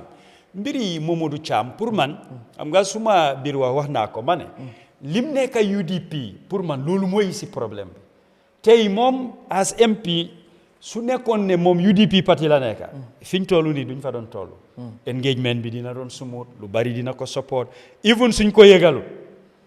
dina jóg mu takkandigam bokka ci ngir lan li ñëw turu pateem la waaye moom tamit bokkoon NPP dina ko yëgal honorable bi waaw xam nga fi ma waxee mooy that partisanship gis nga politics bés bu yàlla saaka dañoo def politique moo yóbbu réew ñuy wax ne naan politique jeex na politique du jeex partisan politique lañ war di tegee boor moo dee isi xaajalo bi moo dee isi obstacle yu bari because ni ñoo gisee dafa utee et loolu lañ war a teggi ñun lu ñu war a gis mooy nit ñi gis nga man wax naa ko ci waxtaan ma ne tey ñu bari dañ leen tuddee politicien waaye duñ politicien parce que kan mooy politicien mooy koo xam ne nit ñi la dee represent a politician should be a keen listener a politician dafa war a am good communication skills a politician dafa war a nekk koo xam ne war naa xam luwaa xam naka la nguur di doxee gis nga yii soo ko jiitalee doo dox ci partisan politics su ko nit ñi isee sax yow fi nga gisee sa vision dafa sori doo leen toppa ci tànka yooyu lii la suñ politician si war a develop and ñu differentiate between politician ak political figure tam loolu daf ñu mun a dimbale waaye bari na ñu bari tee ñu ngi leen a politicien suñ defee interview sax nga déglu leen daf la dee jaaxal ñii fuñ jàngee politique suñ bindee sax online seen bind ay gaaruwaale ay defante loolu du politique yow da nga jiitu nit ñi toppala da nga leen war di jàngal di leen won yoon di leen not man li ma jotee garmi as a politicien ma ne damaa dem pour binda ko online pour tuutilu loolu du politique defante du politique so lii dañ ci war a bàyyi xel pour man Momodou Cham amut ci solo moom benn nit la biir Chamen Nianija foofu kenn la so suñ ko buggee use ba tax ñu yaaxal ñu bari dañ tooñ nit ñi waaye instead nit ñi liñ bugga nga baal ma waaye tamit est-ce que jaaduwul tamit dëgg la Momodou Cham warul tax développement bu mel noonu war a ñàkk am Chamen waaye jaaduwul ñu mel ni Momodou Cham wala ñeneen ñu wan leen itam ne kilifa dafa am cër hadis mu ne yonent bi salaam mu ne ku nekk nañ ko treat according to status am waaw président moo nekk ñëpp nañ ko jot cëram teewut dinañ ko wax dëgg waaw moom ni mu doon député nañ ko jot cëram waaye su juumee tam dañ ko won ne ko dafa juum ba jox la exemple rek balaa ngaa jàlla Omar ibnul Khattab dañ demoon xare lu ñu xamee si spoils of war ñu séddaale yëleera peace ku nekk li nga ko jox mutut pour nga war koo mun a ñaw sol si ajjuma jot pour xutba Omar ñëw sol lu mut am ku toog ci majma ci mbooloo mu jóg ne ko Omar ragalal yàlla ñun ñëpp liñ am kenn bosom mutut yow sa bos naka la mutee so kooku fi mu doon xoolee mooy ne Omar dafa jox boppam lu ëppa waaye lim laajte mooy ana ibn Omar doomam bi mu jur mu ne maa ngi ni mu ne ko waxal kii li ma sol fan laa ko jëlee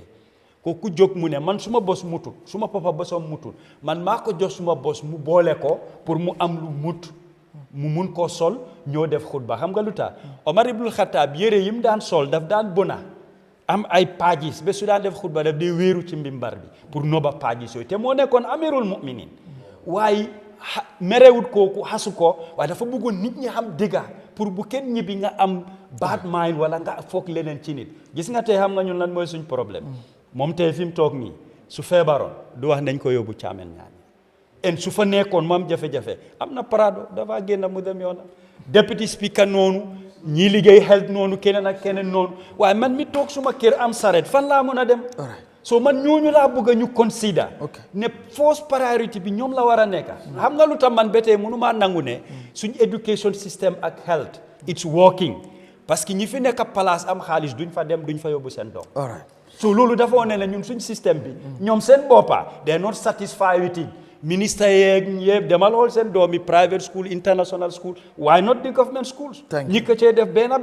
ku ci feebar demul ci government hospital si private la moo dem wala ñu génnee ko dëkk bi why not nga dem Banjul wala ne li fa nekk munut ñoo jox wér gu yaram bu soxla thank you Mr Kurang si issue bi nii because of wax ji bari na tamit si kenn xamul léegi kenn moo nangut a jël li nga xam mooy blame bi ni nga ko waxee woon waaye Nianija ñoom ñu fa yeewoo wala ñu wër Nianija ñoom ñoo nekk di sofa because Chamen Health Center nekkoon ñun ñi nga xam ne dëkkee nañ boor yooyu dañ daan dem takk saret dem di fajoo ji foofu noonu so not Chamen not Nianija rek war Saalum sax dañuy dem fajoo ji foofu kon dafa mel ni ba tey ñoo nekk di sofa kenn nekkul di blame lan nga war a foog ne kon moo war na doon fan lañ war na jaar ba nga gis ne situation bi mënoon nañ koo avoid comme lu ma ko waxee lopitaan bi moom ñëpp a ko moom man sax maa ngi soog a fàttaleku ne 2021 bu ñu doon campagne si boor boobu noonu ñu am suñ benn waay ci entourage bi mu am lu ko attaque ci saa si tey guddi la woon understand ma jël moto yóbbu ko ci lopitaan boobu noonu Chamen fekk fa noosi yàlla def gars yi dimbal ko ba mu am tane ñu xaar ko fa ba mu relax mu stabilise ñu soog a jógee foofu dem Kawur so da nga gis ne lopitaan kenn mënu koo moom ayda Modou Cham la o honorable Camara la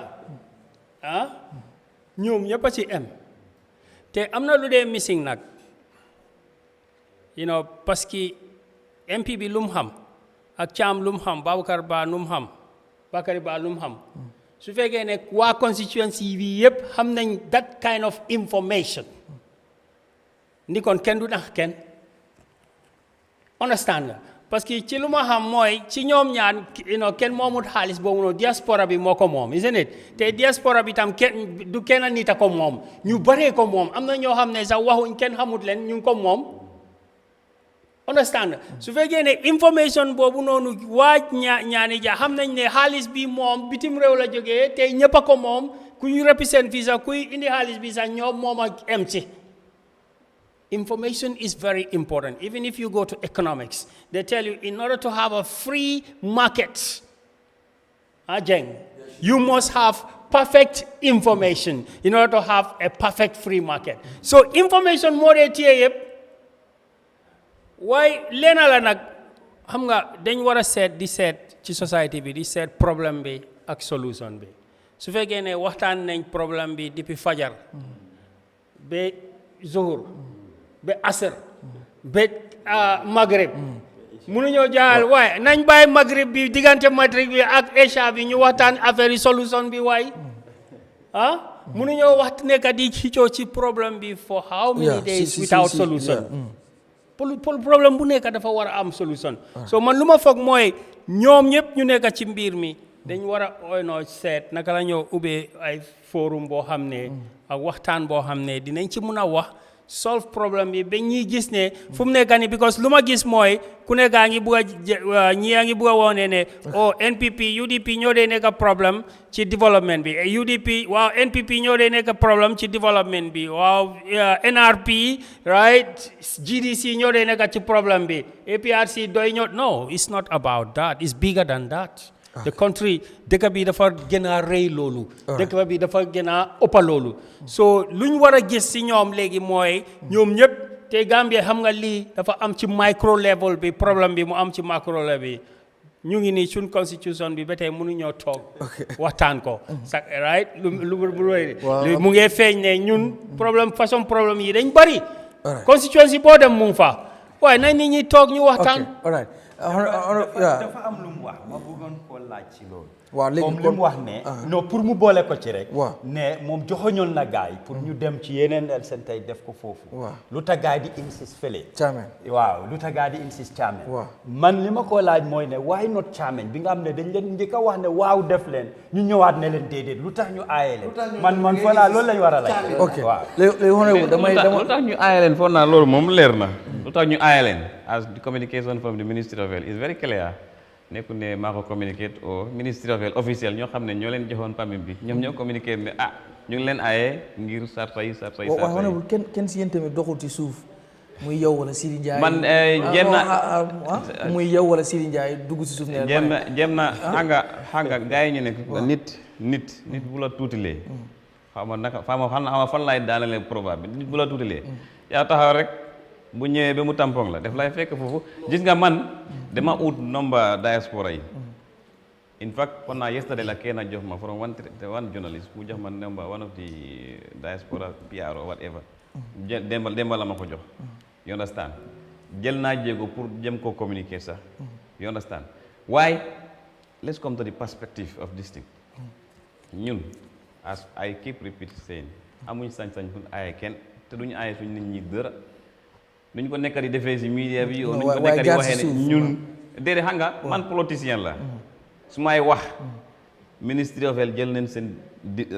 résine ñu indi ko man su may wax dama si indi Ministry of Health lu ñu wax ma boole ci lu ma foog ne lii politique la si man loolu moom su ma sañtan la te dinaa ko wax am nga si right waaw you understand soo léegi lu ma bëgg a wax ne mooy nañ xool mbir mi ñii nekkuñ ne dañoo ñëw defar suñ lopitaan bi 100% maternity la ñoo defar if you know maternity ward loolu lañ wax loolu la ñoo defar it's very important very very important indeed very important because man I'm a health personnel for information I'm a health professional you understand maternity lañ wax la ñoo defar léegi ñun si gàttal am nañ loo xam ne ëpp na maternity lu ñu loolu foog naa technicien yi ñoo ko war a you should know nekkuma di ko sampadi nangul leen ko you should know that waaye nangul leen ko tamit lu mu mi sa bojang nekkuma di ko sampa de nekkuma di ko sampa boobu moom lan la su fekkee ne am naa man bi ak sañ-sañ pour sampal yi fekkee ne tey du lii lañ da wax fekkee sampa naa ko bi ak sampa déedéet dama am som yeneen information waaye xam nga rek so you don't have full information exactly te duma fi mun a cannot rely on you just like Dr. Cissé moom mu ne African World Bank la no Dr. Cissé apologize sorry Bojang bul ma so you also have information bul ma yàqal moo war a nekk sama guest next week waaw bul ma yàqal ci biir Dr. Cissé I have all the information that I need continue I have all dama am information bu ma soxla yëpp waaye su ma la waxee ne mu ngay ñëw stade bés sangam su ma ko waxee mu ngi mel ni maa ngi wax lu ma neex rek waa Chamen Nianija bëgg na ñëw xam you understand they want to know because they are bés bu ma xamee ne concretely dafay stade bés bi wallaay kenn du ma wax ne demal nga yëgal ko sa nit ñi no waaye you know the date already léegi may ko mu jeexal amul ñaari wax am na yeneen ñaari issue amul ñaari wax maa war a demaat ci xam naa ne moom lii dafay am ok te dañoo defar lopitaan bi insha allahu rabbi te dañ koy defar ci anam boo xam ne comme ça nañ ko nekk di waxee dañoo am fully equipped maternity ward with all the other issues with all the other structures diaspora club dafa nu leen man si ma boppam man soo gisee maa ngi soo déggee maa ngi wax sax bu naa fi wax bés suba du ma wax lu ñaaw si ñoom because aw ma sañ-sañ boobu dëgg la bu ñu doon ñëw yeggaluma defuñ dara waaye aw ma dara suñu diggante ak suma diggante ak ñoom ministre bi moo leen joxoon permit cancel nañ ko léegi maa leen nañ ñëw ñu toog waxtaan ñu seet fu ñu ko yóbbu si biir Nianija balaa waa Nianija yi ñàkk ko loo xam ne dinaa ñëw si yow because boo xoolee Chamen Nianija is at the outskirt of Nianija Buduk is at the center bu ñu ko yóbbee Buduk man my community is very close to Buduk sax ok dinañ ñëw si mbiru solution balaa ñu dem si comment segment bi because soo mi ngi waajee ma delluwaat si Bakary Ba mbiru solution si Bakary laa koy starté ñëw si nii ma mujjee si honorable hello Bakary yaa ngi Bakary Bakary maa ngi leen a dégg. correct léegi waaw dama am lu ma la bëgg maa dégg. ok all right thank you ma ne ndax mbiru solution léegi la ñuy ñëw ndax problème bi am na ba pare comme ni ñuy wax ndox mi tuuru na léegi ba pare ndax dañu war a rootiwaat wala dañ bëgg fexe pour nan la ñuy ndox mu tuuru ndax dañ ko mën a defaat si siwo bi léegi lan ngeen foog moo war a nekk solution bi yow Nianija nga dëkk bokk nga ci Diaspora association bu Nianija ba tey yaa ngi nekkaat tamit ci Diaspora bi maanaam fi nga nekk noonu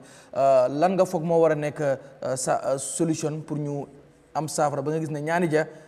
nit ña fa nekk di fa yeewoo dinañ gis seen bopp ci mbir mi moo gën foog naa xiiroo ngaayoo bi léegi lan moo war a doon solution bi. jërëjëf sa laajte boobu neex na ma trop and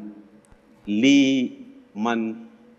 nu ma ko gisee mooy comme lu ñu wax si olof rek ñaari doomi baay suñ xeexee ba ñu reyante jàmbur mooy ñëw doon na seen jël seen donn ñun yëpp Nianija benn famille lañ Amadou bu toog fii honorable suma raka la moom this Modou in question family am lañ waaye gis nga gar mi leena tamit bugga naa ñu leeral ko balaa ñuy ñëw si solution bi tuuti ngeen meema fi ok no problem lopitaani Chamen bi terrain bi rey na rey boo xam ne soo jëlee aar bi xëj nga buddi ko teg ko fa dina xëj Duudu Jaa wax na ko ñu bari fii wax nañ ko benn ñaar moo gën benn right maternity ward dafa am solo trop si lopitaan right ñoom government bi even project bu ñoo wax ni te ña suma honorable brother deful engagement bu mu war a def but capacity bu ñi bugg a def in terms of the maternity ward moo gën a rëy si lal capacity ak recovery area tamit te du doon nekk ñu ñoo sampa project bi rek hand over ko dafa nekk a long term partnership because ñun ñu nekk si diaspora bi dangaa gis ñun yëpp suñu xel Gambia la nekk how can we give back dangaa gis Gambia kuy liggéey si lopitaan gis lali lopitaan wala bagage si lopitaan ñu def ko si ay container di ko send so this initiative with the Diaspora Club it wasn't just about building the maternity ward it was also a long term partnership bi nga xam ne lii tey su demee nu warta demee ñun ñëpp ay ñaaka te gis nga leena tamit dafa baax ñu leeral ko ñoom nit ki du indi teranga sa biir kër nga daaxa teranga gi ba pare nga diktal ko kan la moo dem jénee jox sara bi lu nekk si waxtaan la lu nekk si cirin la ak si doxaneel la ñoom bu doon ne bëggoon nañ ne loolu des ci biir Nianija te ñu amee nomba si Diaspora Club bi amee seen contact si ministry bi am ko they have a WhatsApp group of 22 people for the ministry nekkul ne ñii ay jàmbur lañ ay Gambians lañ dañ leen waroon a inform one about the government project ñu ne leen nañ toog waxtaan because ñoom ñëpp ñu ngi woon December in the Gambia ñu ne leen ñun de dem nañ bi am nañ funding bi waaye yéen a ngi amoon intention bi however how about you suggestal leen community bu koy yeeloo but I would dispute this because Chamen is one of the biggest villages in Nianija soo seetee baati Ndar baati Xay baati ñu dem Chamen moo leen dafa mel ni Buduk health center bi ñu ngi koo defar te Buduk health center boobu noonu honorable xam na few years ago there were some issues there we saw the pictures we posted it on social media Dr. Aissatou Touré was the Ministry of Health before moom mu dem mu act so Buduk is having an upgrade now why would we take something li nga xam ne mu ngi nekk Chamen mënoon naa jëriñ Saalum bi ak i demee noonu ñu yóbbu ko to the water end dafa mel ni kon they are punishing the people of Chamen te du Chamen rek ngay punish yaa ngi punish Sare Alpha yaa ngi punish Konte yaa ngi punish Sitakoto yaa ngi punish Njaaw Jaaxa Wellingara which are like less than 5-10 minutes walk to Chamen so in the development then koo def where the community needs it more where the population is you don't take it and put it where the community don't need it now coming to the solution lu nekk waxtaan xëj na si waaye tamit dafa des si jëfin gi te man foog naa ne and I'm not gonna blame entirely our authorities in Nianija or Amadou mu toog because moom xëy na sax I will give him a leeway of how things went but the ministry nuñ revoke letter bi they could have do it better instead of ñu binda letter send ko WhatsApp war nañu ñoo laajte where is the number for the Diaspora Club president or PRO bi ñu oo leen si ministre bi te ñii dem nañ si ministre bi sax invite leen they could have called them back Amadou mu si yëgutoon ñu ne ok kii mooy suñ MP bi ñu indi Amadou ñu indi Sidi buñ ko yëgal ñoom ñëpp ñu toog te ñu waxtaan mu rafet but to be quite honest and I'll be brutally honest to my brother ñoom how things went have even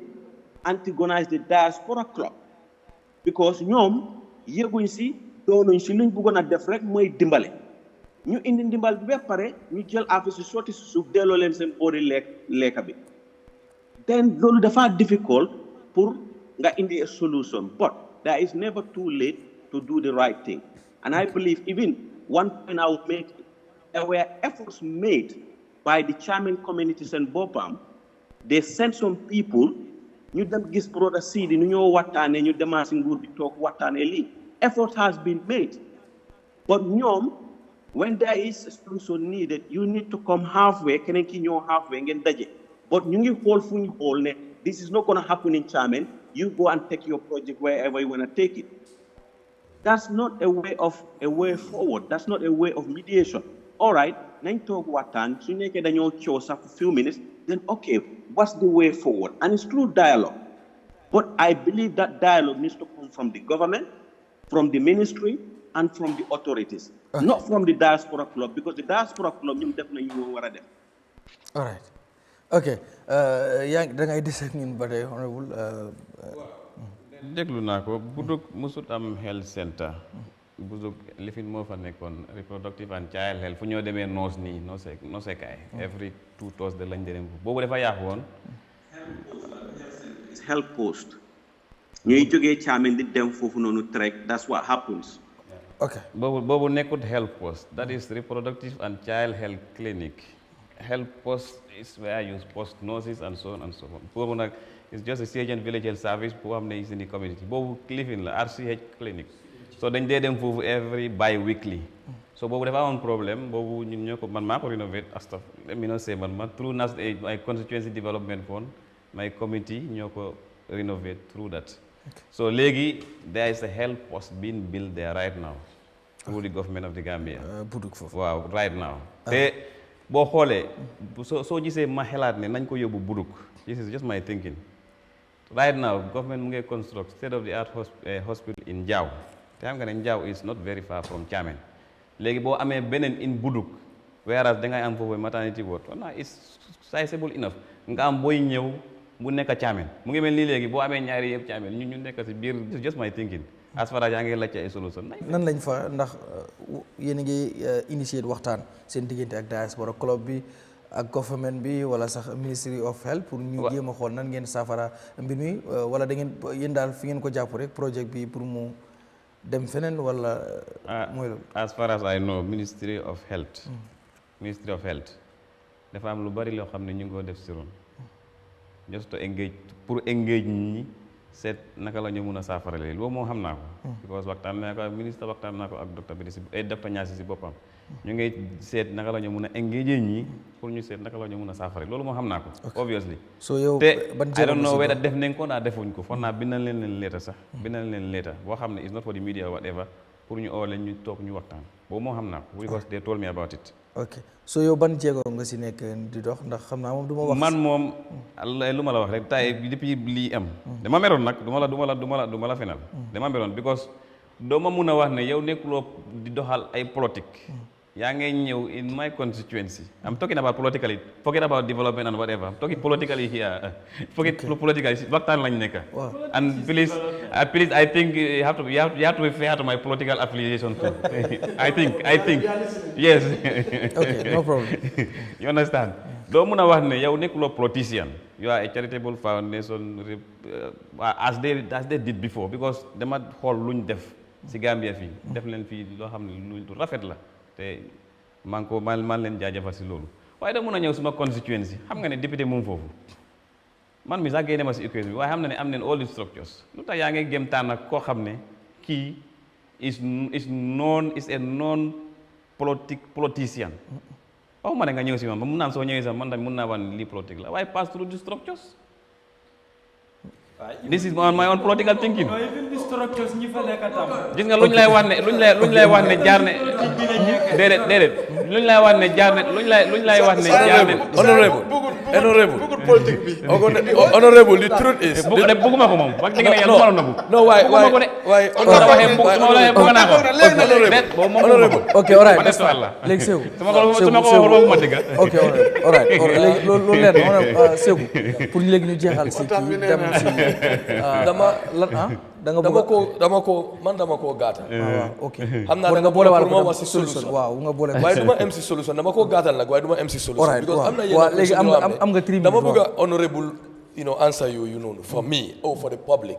right. One moom waxoon na fi they prefer to have a fully fledged mu ne the majority prefer to have a fully renovated a well-equipped facility than doing something let's say half-baked. But honorable just said he took batteries just to ensure that the light is maintained. You know, put new light, but he did not tell them, no, forget about the light, there is going to be a full-fledged renovation coming. No, let's get to that. No, that's your political interest, right? So, and two, he said, Gaiden Governor Buduk probably, because Njau is having a state-of-the-art hospital, yet when he was aware that they are going to renovate now Chamen with so much money, he did not say, no, forget it, we have Njau. The reality is, we have to give credit to the government how far they have gone in terms of meeting some of our health needs. You know, health is about access and inclusion. Yep. And we have seen over the years, and I have seen this firsthand through my professional engagements, that the government has tried to decentralize access to health care. You know, Honorable, I want to ask you a question. And I just want simple answers. First question is, do you see the involvement of Mr. Cham in the Diaspora Club's project in Chamen as a threat to your political interests? That's one. I just want a yes or no. Two, as someone who has been contacted in November by the Ministry of Health regarding a project, and you trusted that there is going to be this project to rebuild this hospital, will you give up your position as a representative of the people come the next National Assembly election when this project is not completed for the people of Nianija Chamen? I just want these answers simply. Yeah, thank you. But the first question, I will answer yes or no. No, I just want to answer yes or no. Is he a threat to your political interest? I will answer yes or no. Yes, I just wish right now. Get them Nianija. Or maybe you can go for yourself. Maybe you can ask people. I will not, if I, maybe some wax then my wax ne, maybe jange wax re, jange bulo. Demal laje nit ñi rek. No, but is he a threat to you? Do you feel like he's involved in the project? There is not something bigger, as the ministry said. And of course, I see it as he's trying to politicize things there. No, but if that bigger thing... Why? Wallahi, small wallahi. Munako what? He is not a threat to me. So if that bigger thing comes, if that bigger thing did not materialize, will you give up your position as National Assembly member? No. No. All right, that's fine. So, we just have some few minutes to go. I'm not here. 1 million Pajero. These people in Nianija Chamen. Okay, so now, and they will have it, we will have another Mr. Jang, they will have it, inshallah. Okay. Inshallah. I'll be happy to see that. Yeah, inshallah. Mr. Boy. No, I'm not from Nianija. Well, I'm from Kombosar. I'll see. Okay, that's fine. Hello? So now, Mr. Bojang, just quickly, just quickly, right? Please, let me apologize. Yeah, but, all right, I want to apologize. Oh, no problem. Naturally, my tone is kind of high, and I laugh a lot, even for serious things. That's a weakness that I want to give a disclaimer. I'm sorry. Sometimes we are laughing at this. That's really serious things, but because it's a borderly conversation, all of us understand that. I think, comme nous connaissons wahe, solution bi man lima fog moy one. Kurang mention na ko on fi earlier, failure of coordination. Coordination failures are there in our governance system. They learn a lot just throughout the constituencies. These MPs usually, how we do things here is the same committee that help you at what you take as your development committee in most of the places. And anything that comes, they fight it. I know exactly what happened. We are all politicians. That is something that you people should discourage. Because little more they help. And the same committee next time will endorse you. and they will make sure anything lu ñëw si dëkk bi or si constituency jaago si ñëw they will sabotage loolu nekkul si ñaane rek de that is something that we have to do away with. It's very, very bad. Okay. When we come again, fu ma gisee ne failure am na mooy man li ma gëm mooy the structures that are there, we are not utilizing them, especially the local government structures. When you come the Act 2002 said planning, especially at that level, is under the purview of the local government. Now, the ministry, I'm sorry, they are all my bosses because I am also a healthcare personnel in a different area, dental specifically and pharmacy. Now, you realize that they played double standards here. That's the truth. They are our bosses, all of us, but they are the mess. They did the mess. If you have given people clearance and you are aware. Then remove me from it then, since you are giving it to them. No, you played a part. Then why should you get angry since they did not come to you? All right. Yes. So I think the ministry, Bakary Lumwa, is the right thing. The ministry should have engaged these people. Come after me, them on see taking, see hearing. They followed all the processes. When you them involve all these people that they have said. They have a WhatsApp group of all these experts and the technical team. Fortunately, pour nek solution pour korop dañ leen wara bayyi liñ bëgg sampa ñu sampa ko li tax ma amuna ñaaka kon aaye bi dafa nduru leneen en dañoo gis ne leneen moko waral lool benn la ñaar diaspora bi ñu dem ci last part because so bi jeexna lan moy solution solution bi mooy foog gaay waxtaan ñu d'accord ci dara ñu gis ne ñoom ñëpp luy njëriñ askan bi mooy priority bi right moo gën a am solo parce que individual political interest daf dee am wante ba tey loo xam ne mooy njëriñ Nianija yëpp ñu waxtaan ko. all right thank you mi go yegg si nañ léegi ci comment segment bi su ko defee rek yéen ñuy seetaan honorable sunu réew nu muy demee dañu am lu ñuy wax comment segment loo xam ne du nekkul suñu même topic si but comment segment bi rek yow si yow la des bu la neexee nga tontu bu la neexee tamit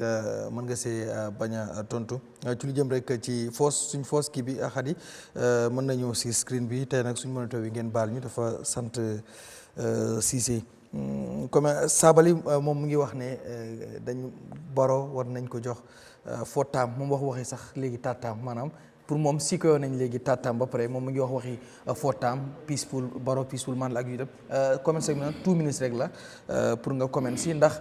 da nga ànd ak ci li Mamadou Sabali wax ndax nit ñaa ngi waxi tàttaam am na ñu naan waruñ koo jox tàttaam pare guñ moom mu waxi footaam comment kay yomb na lu ma ciy wax mooy luñ am currently mooy 1997 constitution bi te constitution bi dafa wax ne as we speak right now there is no time limit so as far as loi jox na ko pour mu contest xanaa mu ne bëgguma contest as far as loi jox na ko pour mu contest I have no problem with that te su fekkee ne wax naa moom sax dinaa ko wax ne Barrow kaay nga taxaw.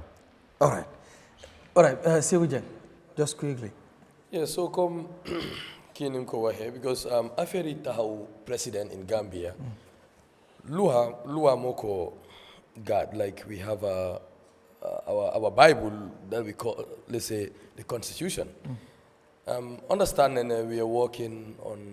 the draft Constitution, putting input term limit and all that.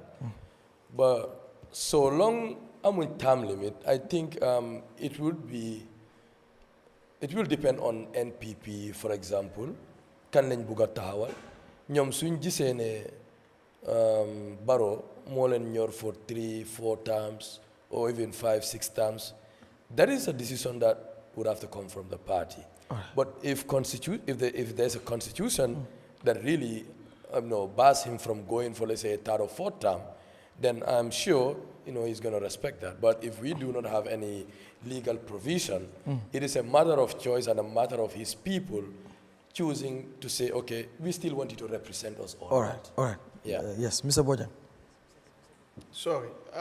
Sabali is not somebody that worth my time for comments. Okay. So ma jaar. Yeah. All right. Bëgg noonu laa ko bëggee de mu gaaw rek Mr. Durja. Well, man, dena suma gis-gis, His Excellency President Adama Barrow, gisuma ne dina dem beyond that term. ci waxam ak man interaction yoo xam ne waxoon na fi 10 years de. no fekkee naa ko ma am ak moom ay waxtaan seriously speaking laay wax dinaa su jéegeeloo rek am na li ko influence gis nga ñi nekk ci biir di wax ñu bari xooluñ système bi luy dox ñoom seen boppa lañ gis ne man ci biir kii su fi nekkee dinaa fa yàgga foofu la ñu xoolee waaye man I am somebody koo xam ne ñu ma dee follow ci media am not the advocate of term limit dama ci dem référence yu bari at the time waaye the trend of politics surtout world politics dafa change bi nga xam ne waxuma ne parti du fa yàgga waaye di same nit nga bugg a yàgga ci place daf de mën a jur lu bari foog naa ne loolu dañ ci war a jàngee ñu advocate for term limit man rek comme soo ma bàyyee du ma advocate for term limit waaye as a politician the dynamics of politics su flowee da nga war a toppa loolu en lim mun a jur ak njëriñ bi moo ici dafa bari waaye nañ jàngee li xew within Africa yeneen neighboring countries yi du luñ éene pour mu ñëw Gambia waaye yu mel nii moo ko dee mën a puus waaw Kurang waaw I mean self perpetuation moom xam nga problème bi mooy du dee mujjee ci lu baax you know Sabally moom moom lu ko neex moom la moo mën a wax waaye fii dégg nañ fi lu bari musoon nañ fi dégg billion years waaye wayam kuruna wayam kurula wallahu gayrul maakirina ñoom dañoo wax lu leen neex waaye loolu du waxi yàlla alright ñu dem si last one bi lu jëm nag ci diaspora remittances maanaam koppar gi nga xam ne ñoom dugal nañ ko ci réew mi ci 2024 dem na ba si juróom-ñaari téeméeri million ak juróom-ñaar fukk ak juróom yu tombal juróom benn million ci kopparu dollar mu nekk 31.5% ci GDP ñuy wax loolu honorable comme diaspora bi li nga xam ne dugal nañ ko ci 2024 doon na lu am solo léegi lii doon correction boo xam ne boot just da nga ciy comment rek ndax fooguloo tamit diaspora war nañ leen di gën a mën a consider ba tax sax lu jëm ci wàllu diaspora voting ñu war koo jéem a xool pour ñoom it ñu mën a bokk not participating rek economically but politically. I agree with that 100%. boobu moom nangu naa ko te for naa ne am an advocate for that diaspora dañu war a bokk si lépp loo xam ne ñu ngi ko decide fii man that is my opinion. wan leen jox seen franchise ñu mun a vote and in fact mun leen am diaspora representative at the National Assembly because for naa that is a way forward si loolu la ñu war a jublu man si suma gis daal not actually luñ nekk di contribute ak yu mel noonu because they are Gambians like me and any other person for naa war neen am opportunity pour vote and also to be voted. Thank you bàyyi ma dem si Bakary moom ñëw mujjee si yéen hello Bakary. Yeah, hello brother Jammeh. Good léegi ñu ñëw ci diaspora bi gis nga remittance bi nga xamee ni annonce nañ ko toll na ba ci 775.6 million dollars loo xam ne dugal nañ ko 2024 diaspora bi ni ñoo participer ci économie réew mi but correction bi léegi mooy ndax jotul nag nguur gi ak stakeholders yi ñu gën a consider diaspora bi ba rawatina sax lu jëm ci not ñuy participer rek ci économie but also ci wàllu politique maanaam ñuy vote ñoom tamit. jërëjëf waaye bëggoon naa comment rek si comment section bu Sabally wax noonu. ok about Barrow léegi boole ko lu ma bëgg a wax rek man maa ngi appeal to my uncle President Barrow directly moom 3 years lañ ko waxoon am na 5 years léegi mu ngi jublu si 10 years ñu ne feccakat bu mun a feccat xam na ban time lam day génn ak géew te soo yàggee si géew gi rek leneen fekk la si that's what I need to say about that. All right. ñëw si diaspora voting bi I'm a Gambian. I live 25 years or 26 years ci UK bi te depuis 2008 man muy wax ni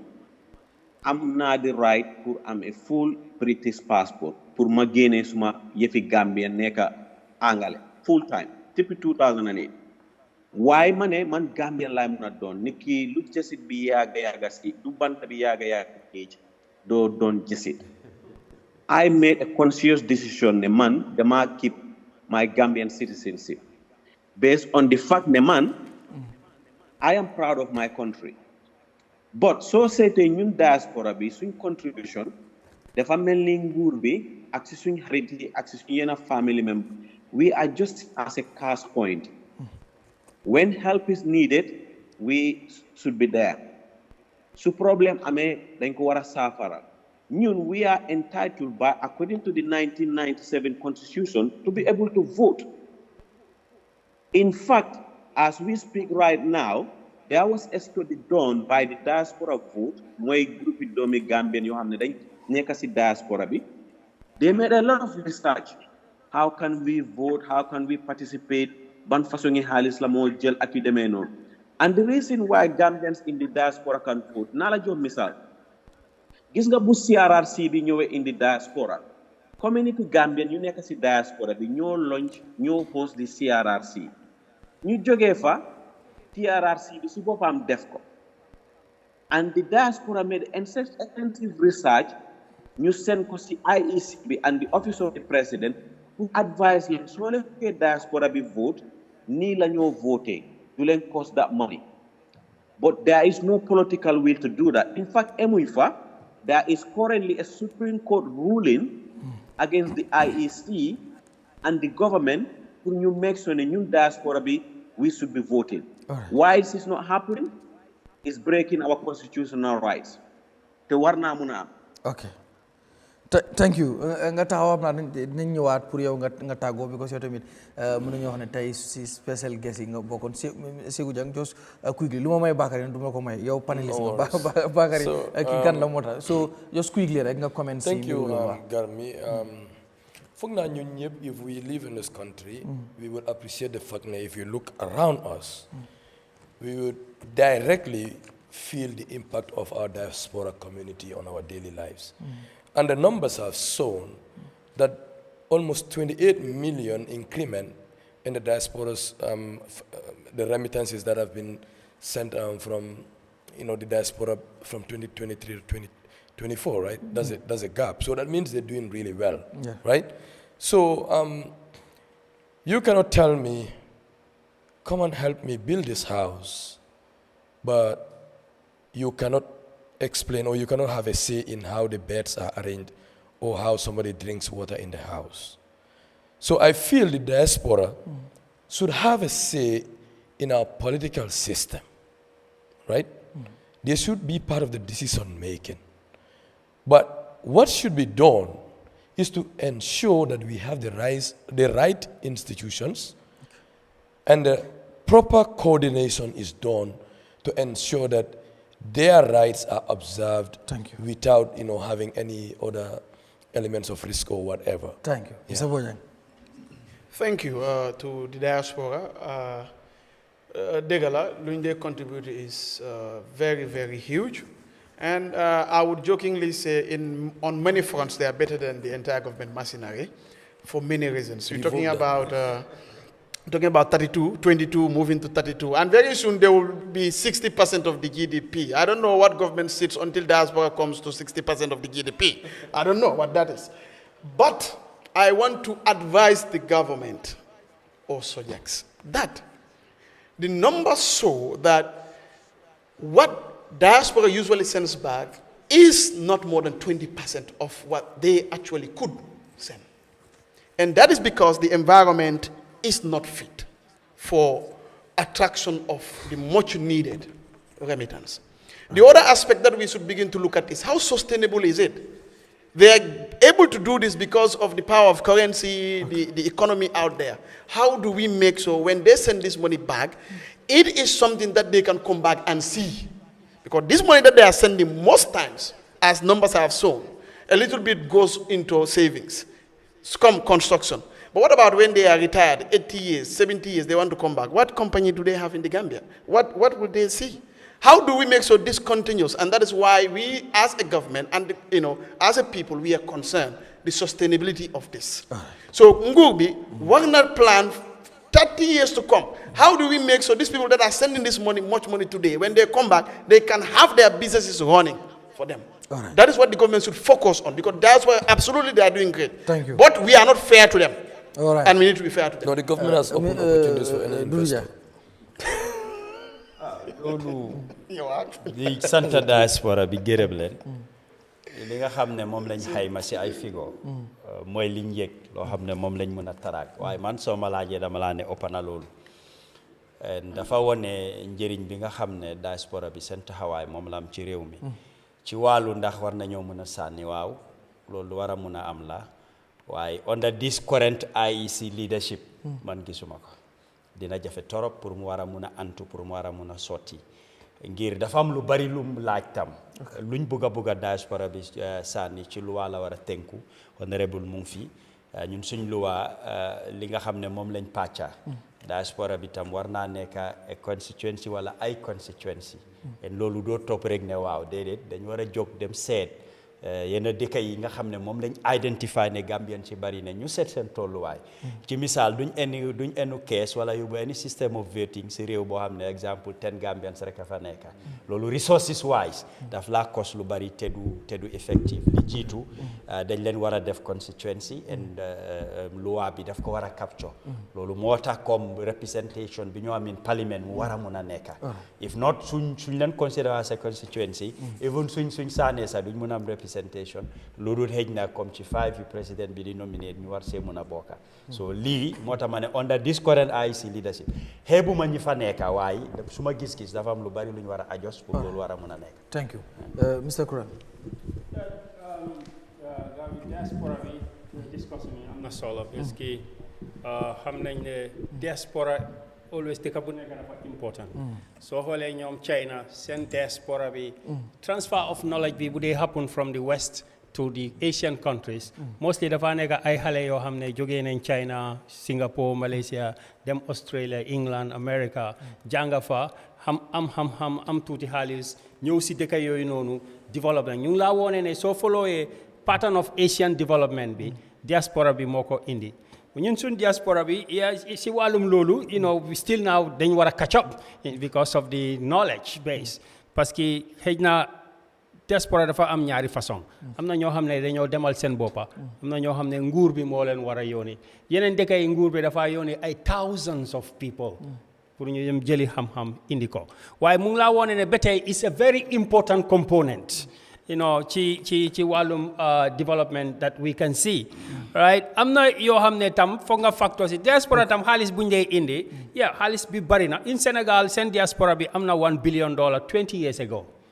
understand nga there are so many Senegalese businesses also in abroad Gambian diaspora we need to improve to become more entrepreneurial. You understand? That will give them independence and improve their capacity. Parce que diaspora ñun nekkul ne ñoom seen xaalis rek la de suñ investment la suma doom ma fayal ko school ba mu jeexal loolu laa invest ma bàyyi ko mu dem diaspora suma investment bi moo nekk di ñëw ñu nekk si tool bi gerte bi moo am na ñu bari gerte bi moo leen yóbbu ak maalo bi moo leen yóbbu diaspora loo ñu ning right anin kunkol wala samba diaspora so men ka bojee akana na investment o wala kana léegi nag luñ mën a def mooy ñu jéem a try gis investment boobu naka lañ koo gën a def mu yaatu déggoo am right ñu mun a dem to the next level. Thank you so very much amigo balaa may ñëw tàggatoo ak honorable ma tàggatoo ak Bakary Ba Foss Bakary jërëjëf tey lii lañ amoon ci sunu réew ñu jaajëfal la bu baax a baax xam naa ne suñ discussion wala waxtaan yu ñuy am du yem si lii rek because we are partners te incha allah dinañ ko wéy di def ci several occasion incha allah so ma bàyyi la rek nga tàggoo. jërëjëf brother Garmi si opportunity bi di rafetlu rek tam programme bi di thank suma brother si ak suma honorable brother bi gis nga si waxtaan bu mujjee nii I'll give him credit he's very consistent su ñëwee si diaspora comme num dee encouragé fi diaspora bi voting bi I mean follow naa ko su dee wax si National Assembly I listen to what he says and that's one aspect I always agree with him that they advocate that for diaspora bit and I think it's easy for ñu muna start the vote because gis nga the constitution do not need to be amended for ñu vote it's the electoral act that needs to be amended the electoral act is not entrenched MPC change on the electoral act waaye dañ need time bi nga xam ne dañ ko need pour change for now waruñ ko mën a laal 6 months before election or something like that Inshallah. So if there is a political will from the executive and the legislature pour ñu move vote from 2026 because lu xew mooy tamit xëy parliamentary election bi you need a constituency vote waaye gis nga di presidential election amul lu ñoo owee a constituency vote because the vote goes towards one candidate. Thank you. So we can start from somewhere. Lu ñu war a start di commencer mooy 2026 presidential election bi Gambians can vote but the National Assembly need to amend some section of the Electoral Act te suñ ko def léegi lañ ko war a def. Secondly tamit MFDC mooy professeur Jibril Fall ak ñoom Antindey Jobaate ñoom coach Pa Samba Jaw the Gambia Diaspora ñoom Jigan Greg Johnson they did extensive research on this and they've given this research to IEC and the President's Office pour won leen le this is where Gambians are am na for naa Duudu Jaa moo ko fi doon wax o Mr. Kurang comme we don't want to take the ballot boxes or make access to voting figure how many Gambians are not based there. So all this research has been done for them. Nañ jël loolu doomi Gambians ñoo def research boobu noonu present ko xam nga. So they should all ñooñu come similar to what happened with the Diaspora Club. Dañ waroon a award those people and say, all right, you bring your finding, let's sit down and discuss. Even ñi dem nañ up to the National Assembly. They had a committee sitting with the National Assembly. Thank you. So ñun diaspora bi we did our part pour won nguur bi naka la ñoo mun a voter. So it's up to the government now and the National Assembly to make it happen. And I think if other countries can do it, comme lu mel ni Sénégal ak Guinée-Bissau, I don't see any reason why we cannot do it as a country for Gambia. Thank you very much. Thank you Bakary. Honorable kontaan nañ trop pour am la fii nii comme nu ko gars yi di waxee fu boobu lañ tuddee di hot seat nekkul ñëpp ñoo dee bëgg di ñëw Ismaila Cissé pro club bi soo leen waxtaanee ba juboo ñoom tamit nañ waxtaan ba juboo pour ñu am benn groupe pour ñoom ñëpp tamit ñu mën a am benn Sunu Reew fans club di Kanté di leen gërëm bu baax a baax next Wednesday nag du ma leen promise ne dañuy am docteur Ismaila Cissé mosoon naa ko fi def ñëwutoon boo na suy attaque feneen ak feneen sécurité réew mi tamit jaadu na ñu am police yi ñu mën a waxtaan not every day ñu information minister dinañ am police PRO straight duñ nekk foofu sax di negotiate according to them loolu lañ wax kon foog naa ne tey loolu lañ amoon di leen gërëm bu baax di gërëm tamit sama team bi panélistes yi di leen gërëm ñoom ñëpp mbokk yi jërë ngeen jëf ba àllarba bële di ñëw incha allah